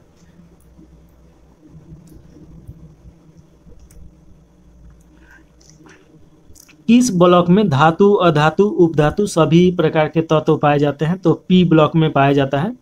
आंतरिक संक्रमिक तत्व क्या है, तो लेथेनाइट और एक्टिनाइट श्रेणी में तत्व है। आधुनिक आवर्त सारणी में तत्वों को किस प्रकार व्यवस्थित किया गया है, तो बढ़ते हुए परमाणु क्रमांक में। आवर्त सारणी के ऊर्ध्वाधर स्तंभों को कहते हैं, तो वर्ग उसे बोला जाता है। तत्वों से संबंधित प्रमुख तत्व है, तो यहाँ पे देखिए कि कुल ज्ञात तत्व अभी तक 118 है, हालांकि 124 हो गया है अभी वर्तमान में, तो ये हो जाएगा। प्राकृतिक में प्राप्त तत्व है 94, कृत्रिम विधि से निर्माण तत्व है 24, धातु तत्व की संख्या है 91, अधातु तत्वों की संख्या है 20 और उपधातु तत्वों की संख्या है 7। भूपट्टी में सबसे अधिक मात्रा में पाए जाने वाला तत्व कौन सा है, तो आपका ऑक्सीजन हो जाएगा। इसके बाद देखिए कि भूपट्टी में सबसे अधिक मात्रा में पाए जाने वाला धातु कौन सा है, तो एल्युमिनियम हो जाएगा। सबसे हल्का तत्व कौन सा है, तो हाइड्रोजन। सबसे भारी तत्व ऑस्मियम।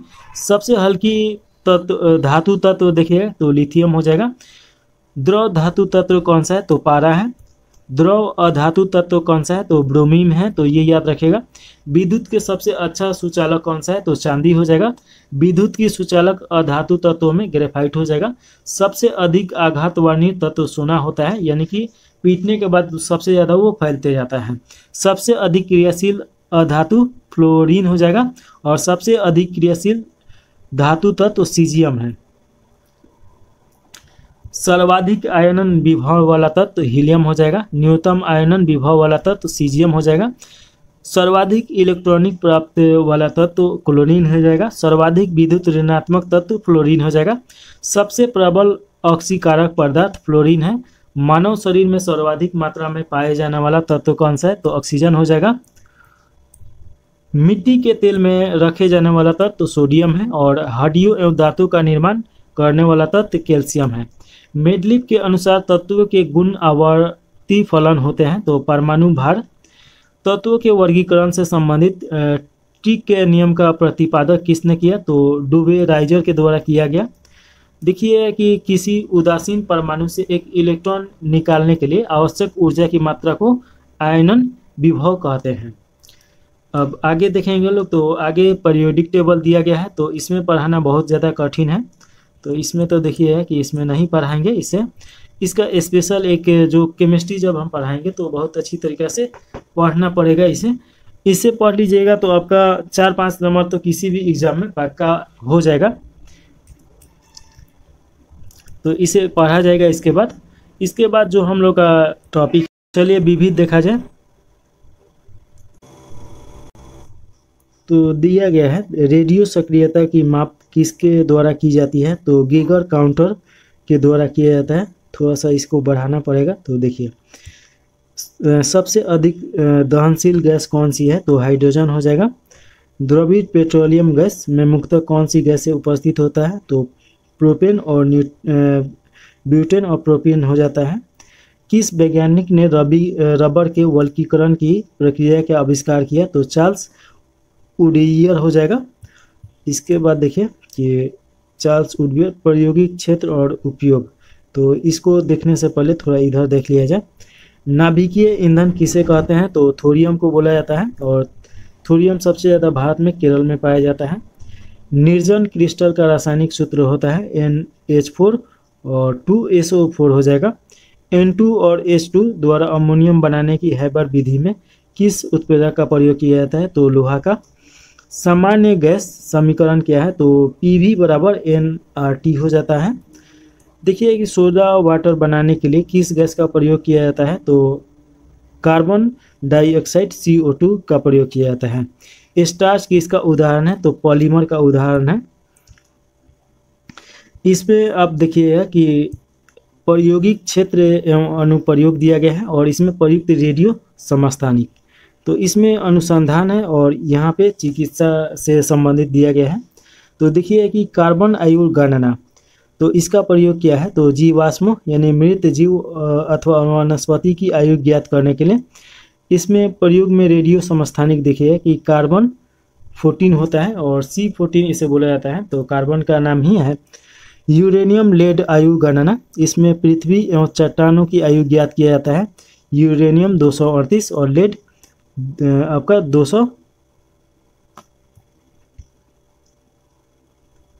265 दिया है, तो ये आप देखिएगा। इसके बाद देखिए कि रुबिडियम स्टोडियम आयु गणना, इसमें चट्टानों और खनिजों की आयु ज्ञात करने में होता है।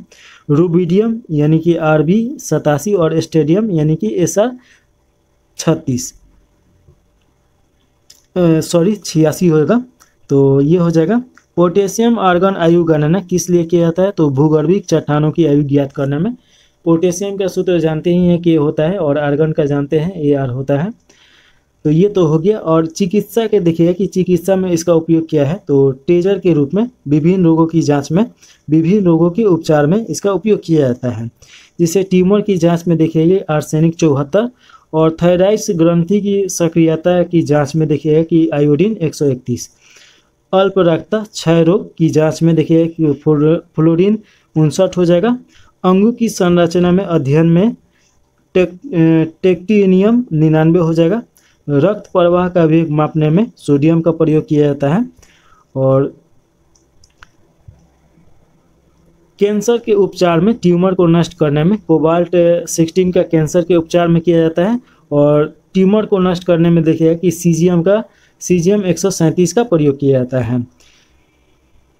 अस्थि के रोगों के उपचार में देखिएगा फास्फोरस 32 का प्रयोग किया जाता है। अनाज, सब्जी, मछली आदि को लंबे समय तक संरक्षित करने में गामा किरण उपयुक्त होता है।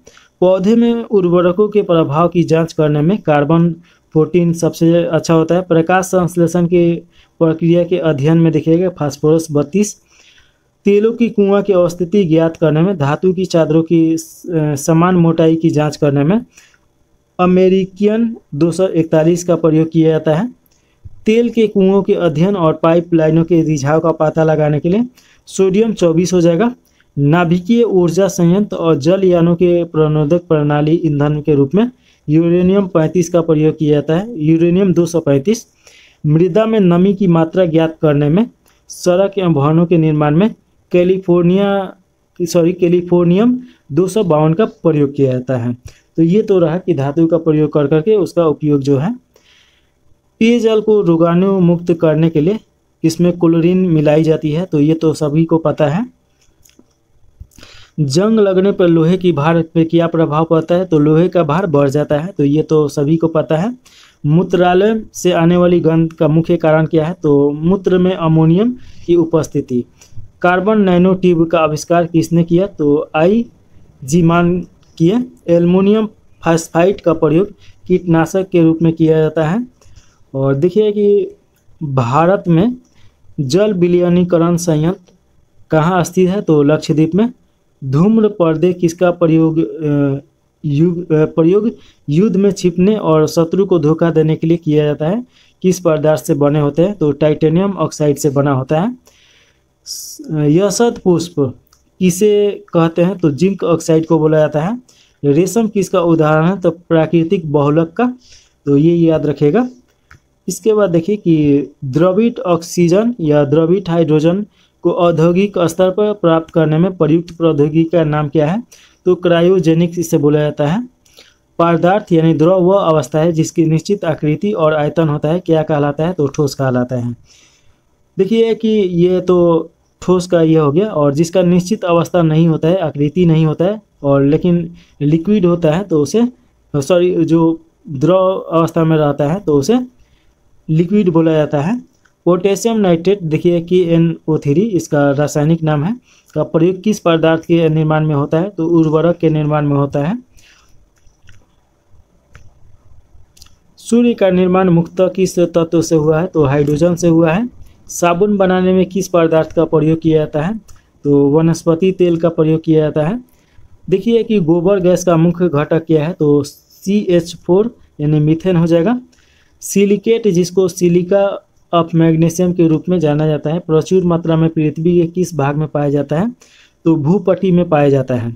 पृथ्वी के वायुमंडल में कौन सी गैस पर्याप्त मात्रा में पाई जाती है, तो नाइट्रोजन हो जाएगा। हरा कशिश का रासायनिक सूत्र क्या है, तो फेरस सल्फेट हो जाएगा। वह गुण जिसके कारण एक ही तत्व कई रूपों में पाई जाता है, तो अपरूपता उसे बोला जाता है। चार्ल्स का नियम पदार्थ के किन गुणों के मध्य संबंधों को व्यक्त करता है, तो आयतन और तापमान के मध्य जो संबंध होता है उसके।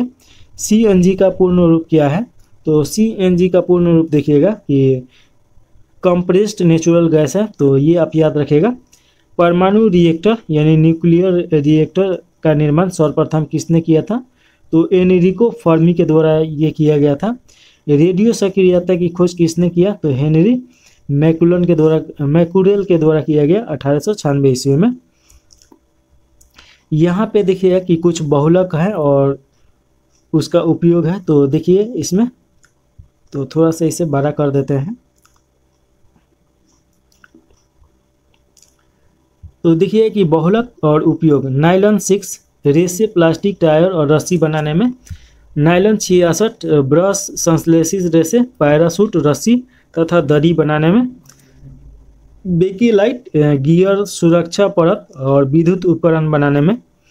मेलामाइट फार्मेलाइट इसका प्लास्टिक के रेसिन और बर्तन बनाने में। पॉलीएक्रोनाइट्रेट संश्लेषित रेसे और संश्लेषित ऊन बनाने में। स्टाइरिन ब्यूटाइट रबर ये ऑटोमोबाइल टायर और चप्पल बनाने में इसका प्रयोग होता है। नाइट्रन रबर देखिए कि सीले बनाने में, टैंक के स्तर पे बनाने में होता है। पॉलीइथाइल एक्राइलेट फिल्म बनाने, घर के पाइप तथा कपड़े बनाने में। टेरिलिन रेसे बेल्ट तथा तार टेंट बनाने में। ग्लिटन प्लास्टिक तथा पेंट बनाने में। पॉलीथिलीन विद्युत रोधक पैकिंग घरों तथा प्रयोगशाला बनाने में। पॉलीस्टाइरीन देखिए विद्युत रोधक पैकिंग पदार्थ और खिलौने तथा घरेलू वस्तुएं बनाने में। पॉलीविनाइट क्लोराइड ये रेनकोट बैग विनाइट और फर्श चमड़े के कपड़े बनाने में। टेफ्लॉन देखिए विद्युत रोधक खाने के बर्तन के लेपन में प्रयोग में इसका किया जाता है। बायोडीजल के निर्माण में देखिएगा जेट्रोफा सरसों और रुजबा अलसी आदि का प्रयोग किया जाता है। इसके बाद देखिए कि किस ईंधन का ऊष्मीयमान सर्वाधिक होता है, तो हाइड्रोजन हो जाएगा। सड़कों पर प्रकाश के लिए सोडियम वाप्स लैंप का प्रयोग किया जाता है क्योंकि इसका प्रकाश एक वर्षणीय यानी पीली रोशनी होती है और पानी की बूंदों से गुजरने पर विभक्त नहीं होती है। फोटोग्राफी में किस रासायनिक यौगिक का प्रयोग किया जाता है, तो सिल्वर बायोमेट हो जाएगा। यूरेनियम में देखिए कि नाइट्रोजन लगभग कितना प्रतिशत होता है, तो 47%। तंबाकू में कौन सा विषाक्त पदार्थ होता है, तो तंबाकू में निकोटीन पाया जाता है। और तंबाकू की जो खेती किया जाता है तो पत्ता जो होता है उसे सुखाया जाता है तो उसे टिंकरिंग के नाम से जाना जाता है। PEM पीएम का संक्षिप्त रूप क्या है? तो प्रोटीन एनर्जी पॉलीन्यूट्रिशन हो जाएगा। तो ये आप याद रखिएगा। जल का क्वथनांक अधिक क्यों होता है? इसके अणु हाइड्रोजन बंध से बंधे होते हैं। मच्छररोधी कोलाइट में पाइरेथियम, पाइरेथ्रिन, एंथ्रिन आदि रसायन प्रयोग किए जाते हैं। एक बीजीय पौधे से प्राप्त होता है। अग्निशमन यंत्र में कौन सा गैस प्रयोग में की जाती है? तो कार्बन डाइऑक्साइड होता है। रासायनिक उर्वरक के निर्माण में नाइट्रोजन, फास्फोरस, पोटेशियम प्रमुख घटकों के रूप में तथा सल्फर, मैग्नीशियम, कैल्शियम तथा द्वितीयक संगठनों के रूप में प्रयोग किया जाता है। चूहा विष के रूप में किस रसायन का प्रयोग किया जाता है? तो जिंक फॉस्फाइड का प्रयोग किया जाता है। मानव निर्मित प्रथम संश्लेषित रेशा कौन सा है? तो नायलॉन हो जाएगा। इसे रेयन के नाम से भी जाना जाता है। देखिए इधर इसमें देखिए कि सीमेंट मुख्यतः किसका मिश्रण है? तो कैल्शियम सिलिकेटो और एल्युमिनियम का हो जाएगा। यूरिया उर्वरक के उत्पादन के लिए कार्बन डाइऑक्साइड का प्रयोग किया जाता है। अमोनियम सल्फेट देखिएगा कि क्या है? तो एक मिश्रण उर्वरक है। पसीना रोधी उत्पादों में सामान्यतः कौन सा रसायन मिलाया जाता है? तो एल्युमिनियम यौगिक मिलाया जाता है। मानव अस्थियों में सर्वाधिक मात्रा में कौन सा लवण पाया जाता है? तो कैल्शियम फास्फेट हो जाएगा। जेली के निर्माण हेतु कौन सा फल सर्वाधिक उपयुक्त है? तो अमरूद हो जाएगा। संयुक्त राष्ट्र ने वर्ष 2011 को किस रूप में मनाए जाने का निर्णय लिया?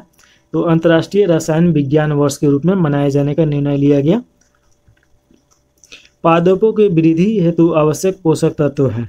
तो देखिए कि इसमें 16 प्रकार का दिया गया है, जिसमें hydrogen, calcium, oxygen, magnesium, nitrogen, carbon, phosphorus, potassium, zinc और magnesium, sulphur, iron, copper, boron और प्लूटोनियम और क्लोरीन, ये हो जाएगा आपका। साबुन का निर्माण किस विधि द्वारा होता है? तो इसका विधि जो बोला जाएगा साबुनीकरण हो जाएगा। वायु का अकार्बनिक गैसीय प्रदूषण कौन सा है? तो हाइड्रोजन सल्फाइड है। डीजल की गुणवत्ता किसके द्वारा प्रदर्शित की जाती है? तो C10 संख्या हो जाएगा। इसके बाद देखिए कि कांच को रंग प्रदान करने वाले पदार्थ कौन कौन है? तो यहाँ पे हम लोग देखा जाए रंग प्रदान करने वाले पदार्थ, तो पोटेशियम डाइक्रोमेट हो जाएगा हरा और पीला रंग। क्यूप्रस लवण हो जाएगा लाल हो जाएगा। कैडमियम सल्फाइड नींबू जैसा पीला। कार्बन देखिए कहरुआ और कोबाल्ट ऑक्साइड देखिए कि गहरा नीला हो जाएगा। सोडियम क्रोमेट या फेरिक एसिड देखिए कि ये हरा हो जाएगा। सिलोनियम ऑक्साइड नारंगी लाल। फेरिक लवण और सोडियम यूरेनेट प्रदीप्तिशील पीला। गोल्ड क्लोराइड और पर्पिल ऑफ कासियन ये रूबी जैसा लाल हो जाएगा। क्यूप्रस ऑक्साइड कैडमियम सल्फाइड ये चटवा लाल हो जाएगा। इसके बाद देखिए कि क्यूप्रिक लवण ये पीकॉक नीला हो जाएगा। भूपटी में सर्वाधिक मात्रा में ऑक्सीजन पाया जाता है जो 46.86% और सिलिकॉन में देखिए कि 27.72% की उपस्थिति है।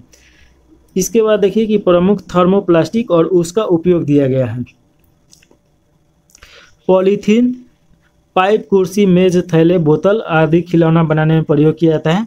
पॉलीमिनाइट क्लोराइड देखिए कि जलपूर्ति के पाइप, बैग, खिलौने, रक्त रखने वाले बैग आदि के निर्माण में इसका प्रयोग किया जाता है। पॉलीस्टराइन एस्टराइन खाना रखने वाले कंटेनर, खाने की प्लेटों और CD case, radio TV cabinet आदि के निर्माण में किया जाता है। ल्यूसाइड एक्रिलिक ग्लास और एक्रिलाइट ये कांच के स्थान पर प्रयोग किया जाता है। कॉन्टेक्स लेंस के निर्माण में भी प्रयोग किया जाता है। टेफ्लॉन देखिए कि नॉन स्टिक बर्तन यानी कि जिसमें धुआं नहीं चिपकता है और गैस्केट आदि निर्माण में किया जाता है। द्रवित प्राकृतिक गैस यानी LPG का उपयोग किस रूप में किया जाता है? तो खाना पकाने में और वाहन के ईंधन के रूप में भी प्रयोग किया जाता है। पोटेशियम ब्रोमाइड पदार्थ का शांतिकरण औषधि के रूप में प्रयोग किया जाता है। इसके बाद देखिए कि घरेलू गैस के सिलेंडरों में गैस के रिझाव का पता लगाने के लिए उसमें कौन सा गैस मिलाया जाता है? तो एथिल मरकेट हो जाएगा। कौन से ईंधन से सबसे कम वायु पर्यावरणीय प्रदूषण होता है? तो हाइड्रोजन हो जाएगा। किसका प्रयोग नोदक या रॉकेटों में ईंधन के रूप में प्रयोग किया जाता है? तो द्रव प्लस हाइड्रोजन ऑक्सीजन हो जाएगा। बायोगैस को किस अन्य नाम से जाना जाता है? तो गोबर गैस के नाम से जाना जाता है। पारा यानी कि धातु सामान्यतः तापीय द्रव अवस्था में होता है। पारा का इंग्लिश मरकरी होता है। किस वैज्ञानिक ने गोबर गैस प्रणाली का आविष्कार किया था? तो ये भारत के वैज्ञानिक सीवी देसाई हैं। जेट्रोपा नामक वनस्पति को किस ईंधन का निर्माण किया जाता है? तो बायोडीजल हो जाएगा। क्लोरीनी क्या है? तो संदूषित जल में क्लोराइड को थोड़ा मात्रा में मिलाना। आवश्यक तेल में कौन सा पदार्थ पाया जाता है? तो टोपीनाइट हो जाएगा। इसके बाद देखिए इधर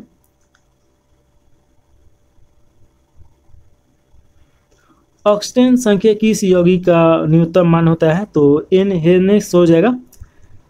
मिट्टी के तेल के क्वथनांक को 150 डिग्री सेल्सियस से लेकर 300 डिग्री ताप परिसर द्वारा प्रदर्शित किया जाता है।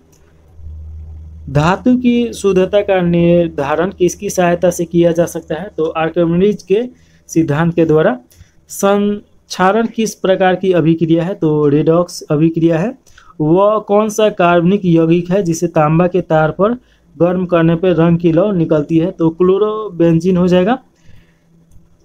किसी परमाणु के लिए प्लम पुडिंग मॉडल किसके द्वारा प्रस्तुत किया गया था? तो जे थॉमसन हो जाएगा। सीमेंट को शीघ्र जमन से बचाने के लिए क्या उसमें मिलाया जाता है? तो जिप्सम मिलाया जाता है। सबसे प्रभावी कीटनाशी कौन सा है? तो ऑर्गेनोफॉस्फेट होता है। इसके बाद देखिए कि दर्द निवारक मरहम और आयोडेक्स में किस रसायन का प्रयोग गंध आती है? तो मिथाइल सिलेट का आता है। साबुन का उपयोग किस प्रकार के जल में करना चाहिए? तो मृदु जल में। ओजोन परत का क्षय क्लोरोफ्लोरोकार्बन यानी CFC गैस के कारण होता है। इसके बारे में तो बहुत बार हम बता चुके हैं डिटेल में। इसके बाद देखिए सीमेंट फैक्ट्री में कार्य करने वाले मजदूरों में सामान्यतः कौन सी बीमारी होने का जोखिम होता है? तो साइटोसिलिकोसिस हो जाता है। किस उत्पाद को साबुन रहित साबुन कहा जाता है? तो अपमार्जक को बोला जाता है। रेलवे पटरियों को जोड़ने के लिए प्रयुक्त होने वाली अभिक्रिया में कौन सा अवकारक शामिल होता है? तो एल्युमिनियम हो जाएगा। समान उर्वरक में कौन से 3 प्रमुख तत्व होते हैं? तो एक नाइट्रोजन, पोटेशियम और फास्फोरस होता है। उर्वरक के रूप में कौन सा कैल्शियम लवण प्रयोग में किया जाता है? तो कैल्शियम सल्फेट हो जाएगा। श्वेत फास्फोरस अंधेरे में किस कारण से प्रकाशित होता है? तो मंद ऑक्सीकारक के कारण हो जाएगा। और देखिए कि इसमें विमानन ईंधन को जमने से रोकने के लिए उसमें एथिलीन ग्लाइकोन पदार्थ मिलाया जाता है। इसके बाद अगला जो हम लोग का टॉपिक है रसायन विज्ञान से संबंधित महत्वपूर्ण खोज और आविष्कार है। यहाँ से क्वेश्चन बहुत ज़्यादा आता है, तो देखिए एक एक करके देखा जाए। इलेक्ट्रॉन के खोजकर्ता जे थॉमसन है और न्यूट्रॉन के देखिएगा तो जेम्स चैडविन हो जाएंगे। पॉजिट्रॉन के कार्ल्स एंडरसन हो जाएगा। परमाणु क्रमांक के मोजले और द्रव्यमान संरक्षण का नियम वेलाइजर और गुणित अनुपात नियम डाल्टन हो जाएगा। सापेक्षता का सिद्धांत आइंस्टीन हो जाएगा, आइंस्टीन के द्वारा किया गया था। द्रव्यमान ऊर्जा संबंध ये आइंस्टीन के द्वारा बताया गया था। गैसों का विसरण नियम देखिएगा तो ये ग्राहम के द्वारा बताया गया था। चार्ल्स का नियम चार्ल्स के द्वारा। आधुनिक आवर्त सारणी मोजले के द्वारा दिया गया। त्रिक नियम देखिएगा कि डॉबेराइनर के द्वारा दिया गया। क्वांटम सिद्धांत मैक प्लैंक के द्वारा ये दिया गया। उसके बाद देखिए कि अपवर्जन सिद्धांत देखिए कि पाउली के द्वारा दिया गया। और तरंग यांत्रिकी सिद्धांत डी ब्रोगली के द्वारा दिया गया। क्रमिक रचना नियम बाउल के द्वारा। और कृत्रिम रेडियो सक्रियता देखिए तो जूलियट के द्वारा। और वर्ग विस्थापन नियम सॉन्डी और फ्रेंजन के द्वारा। तनुता का नियम ओबर्स्टर्डन के द्वारा। विद्युत अपघटन का नियम फैराडे के द्वारा दिया गया। इसके बाद देखिए कि सहसंयोजकता लुइस के द्वारा ये दिया गया। पीएच मापक्रम यानी कि पावर ऑफ हाइड्रोजन सोनेंस के इसके खोजकर्ता हैं। आवर्त सारणी के डिमिट्री मेंडलीफ हैं। और अष्टक नियम न्यूलैंड्स के द्वारा दिया गया। परमाणु सिद्धांत जॉन डाल्टन। बोर सिद्धांत नील्स बोल्स हो जाएंगे। अधिकतम बहुलता सिद्धांत हुर्ट्ज के द्वारा दिया गया। अनिश्चित नियम देखिएगा कि हाइजेबर्ग के द्वारा दिया गया। उसके बाद देखिए कि क्लोरीन का खोजकर्ता सीले हैं, तो ये आप याद रखिएगा। और इधर देखा जाए रेडियो सक्रियता, तो रेडियो सक्रियता आप जानते ही होंगे, हेनरी बेरेल हो जाएंगे, समस्थानिक के सॉन्डी, और भारी जल के यूरे, हीलियम के लॉकियर हो जाएगा, ऑक्सीजन के प्रिस्टले एवं सीले हो जाएंगे, सोडियम के डेवी और पोटेशियम के भी डेवी, रेडियम के क्यूरी दंपति हो जाएंगे, थोरियम के बर्जिलिनिस और यूरेनियम का कैलेफ्रोथ। प्रोटॉन का देखिए कि रदरफोर्ड, और नाभिक का देखिएगा रदरफोर्ड, मेसॉन के देखिए कि युकावा, स्थिर अनुपात नियम प्राउस्ट, उत्क्रम अनुपात नियम रिचर्ड, और प्रकाश विद्युत प्रभाव हेनरी हर्ट्ज हो जाएगा। उसके बाद देखिए कि वैद्युत संयोजकता क्रॉसेल, उत्प्रेरण देखिए कि बार्जेलिसियन, और हाइड्रोजन देखिए कि कैवेडियंस हो जाएंगे, नाइट्रोजन के खोजकर्ता डेनियल रदरफोर्ड, आर्गन का रेग्जे और रेले, मैग्नीशियम का डेविड, कैल्शियम का देखिएगा तो डेवी, और अवगाड्रो की परिकल्पना अवगाड्रो सिद्धांत के नाम से भी जाना जाता है, इनके द्वारा दिया गया था। बॉयल का नियम रॉबर्ट बॉयल के द्वारा, आंशिक दाब का नियम डाल्टन के द्वारा, और परासरण दाब का नियम बर्कले के द्वारा दिया गया था। और देखिए कि पोलोनियम का मैडम क्यूरी हो जाएगा। देखिएगा कि कोक कोयले के भंजन आसवन के द्वारा पश्चात ठोस अवशिष्ट के रूप में प्राप्त किया जाता है, यानी कि लकड़ी को जला के प्राप्त किया जाता है। तो इस प्रकार देखिए कि आगे अगला जो टॉपिक है रासायनिक पदार्थ के व्यापारिक नाम और उसके रासायनिक सूत्र। तो यहाँ पे दिया गया है व्यापारिक नाम दिया गया है, और यहाँ पे उसका सूत्र दिया गया है, और यहाँ पे रासायनिक सूत्र है। साधारण नमक सोडियम क्लोराइड हो जाएगा, NaCl इसका सूत्र हो जाएगा। बेकिंग सोडा सोडियम बाइकार्बोनेट, ये NaHCO3 हो जाएगा। धवन सोडा सोडियम कार्बोनेट हो जाएगा, Na2 और CO3 और 10H2O हो जाएगा। Casting soda sodium hydroxide NaOH हो जाएगा। सुहागा बोरॉक्स हो जाएगा, Na2B4O7 10H2 हो जाएगा। फिटकिरी का देखिए तो पोटेशियम एल्यूमिनियम सल्फेट हो जाएगा, और इसका सूत्र यहाँ पे दिया गया है K2SO4 Al हो जाएगा, SO4 हो जाएगा, और 24H2O हो जाएगा। तो ये आप याद रखिएगा। सोडा देखिए कि पोटेशियम नाइट्रेट तो KN3 हो जाएगा। विरंजन ब्लीचिंग पाउडर इसका रासायनिक नाम है, और CaOCl और Cl हो जाएगा। चूने का पानी कैल्शियम हाइड्रोक्साइड Ca और OH2 हो जाएगा। जिप्सम का देखिए कि कैल्शियम सल्फेट हाइड्रेट CaSO4 और 2H2O हो जाएगा। Plaster of Paris calcium sulphate hemihydrate हो जाएगा। चौक का देखिए कैल्शियम कार्बोनेट हो जाएगा CaCO3।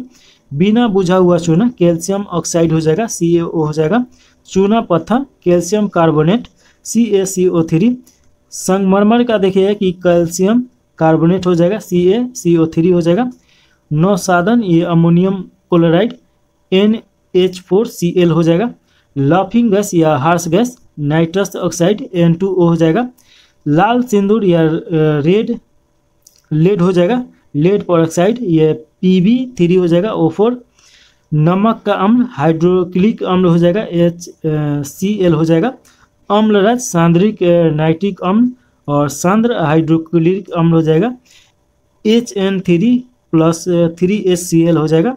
जल गैस कार्बन मोनोऑक्साइड और हाइड्रोजन गैस का मिश्रण है CO+H2 हो जाएगा। बॉक्साइट देखिए कि हाइड्रेट एल्युमिनियम हो जाएगा, इसका सूत्र Al2 और 2H2O हो जाएगा। शुष्क बल्ब देखिए कि ठोस कार्बन डाइऑक्साइड CO2 इसका रासायनिक सूत्र होता है। मैग्नीशियम ऑक्साइड इसका होता है MgO।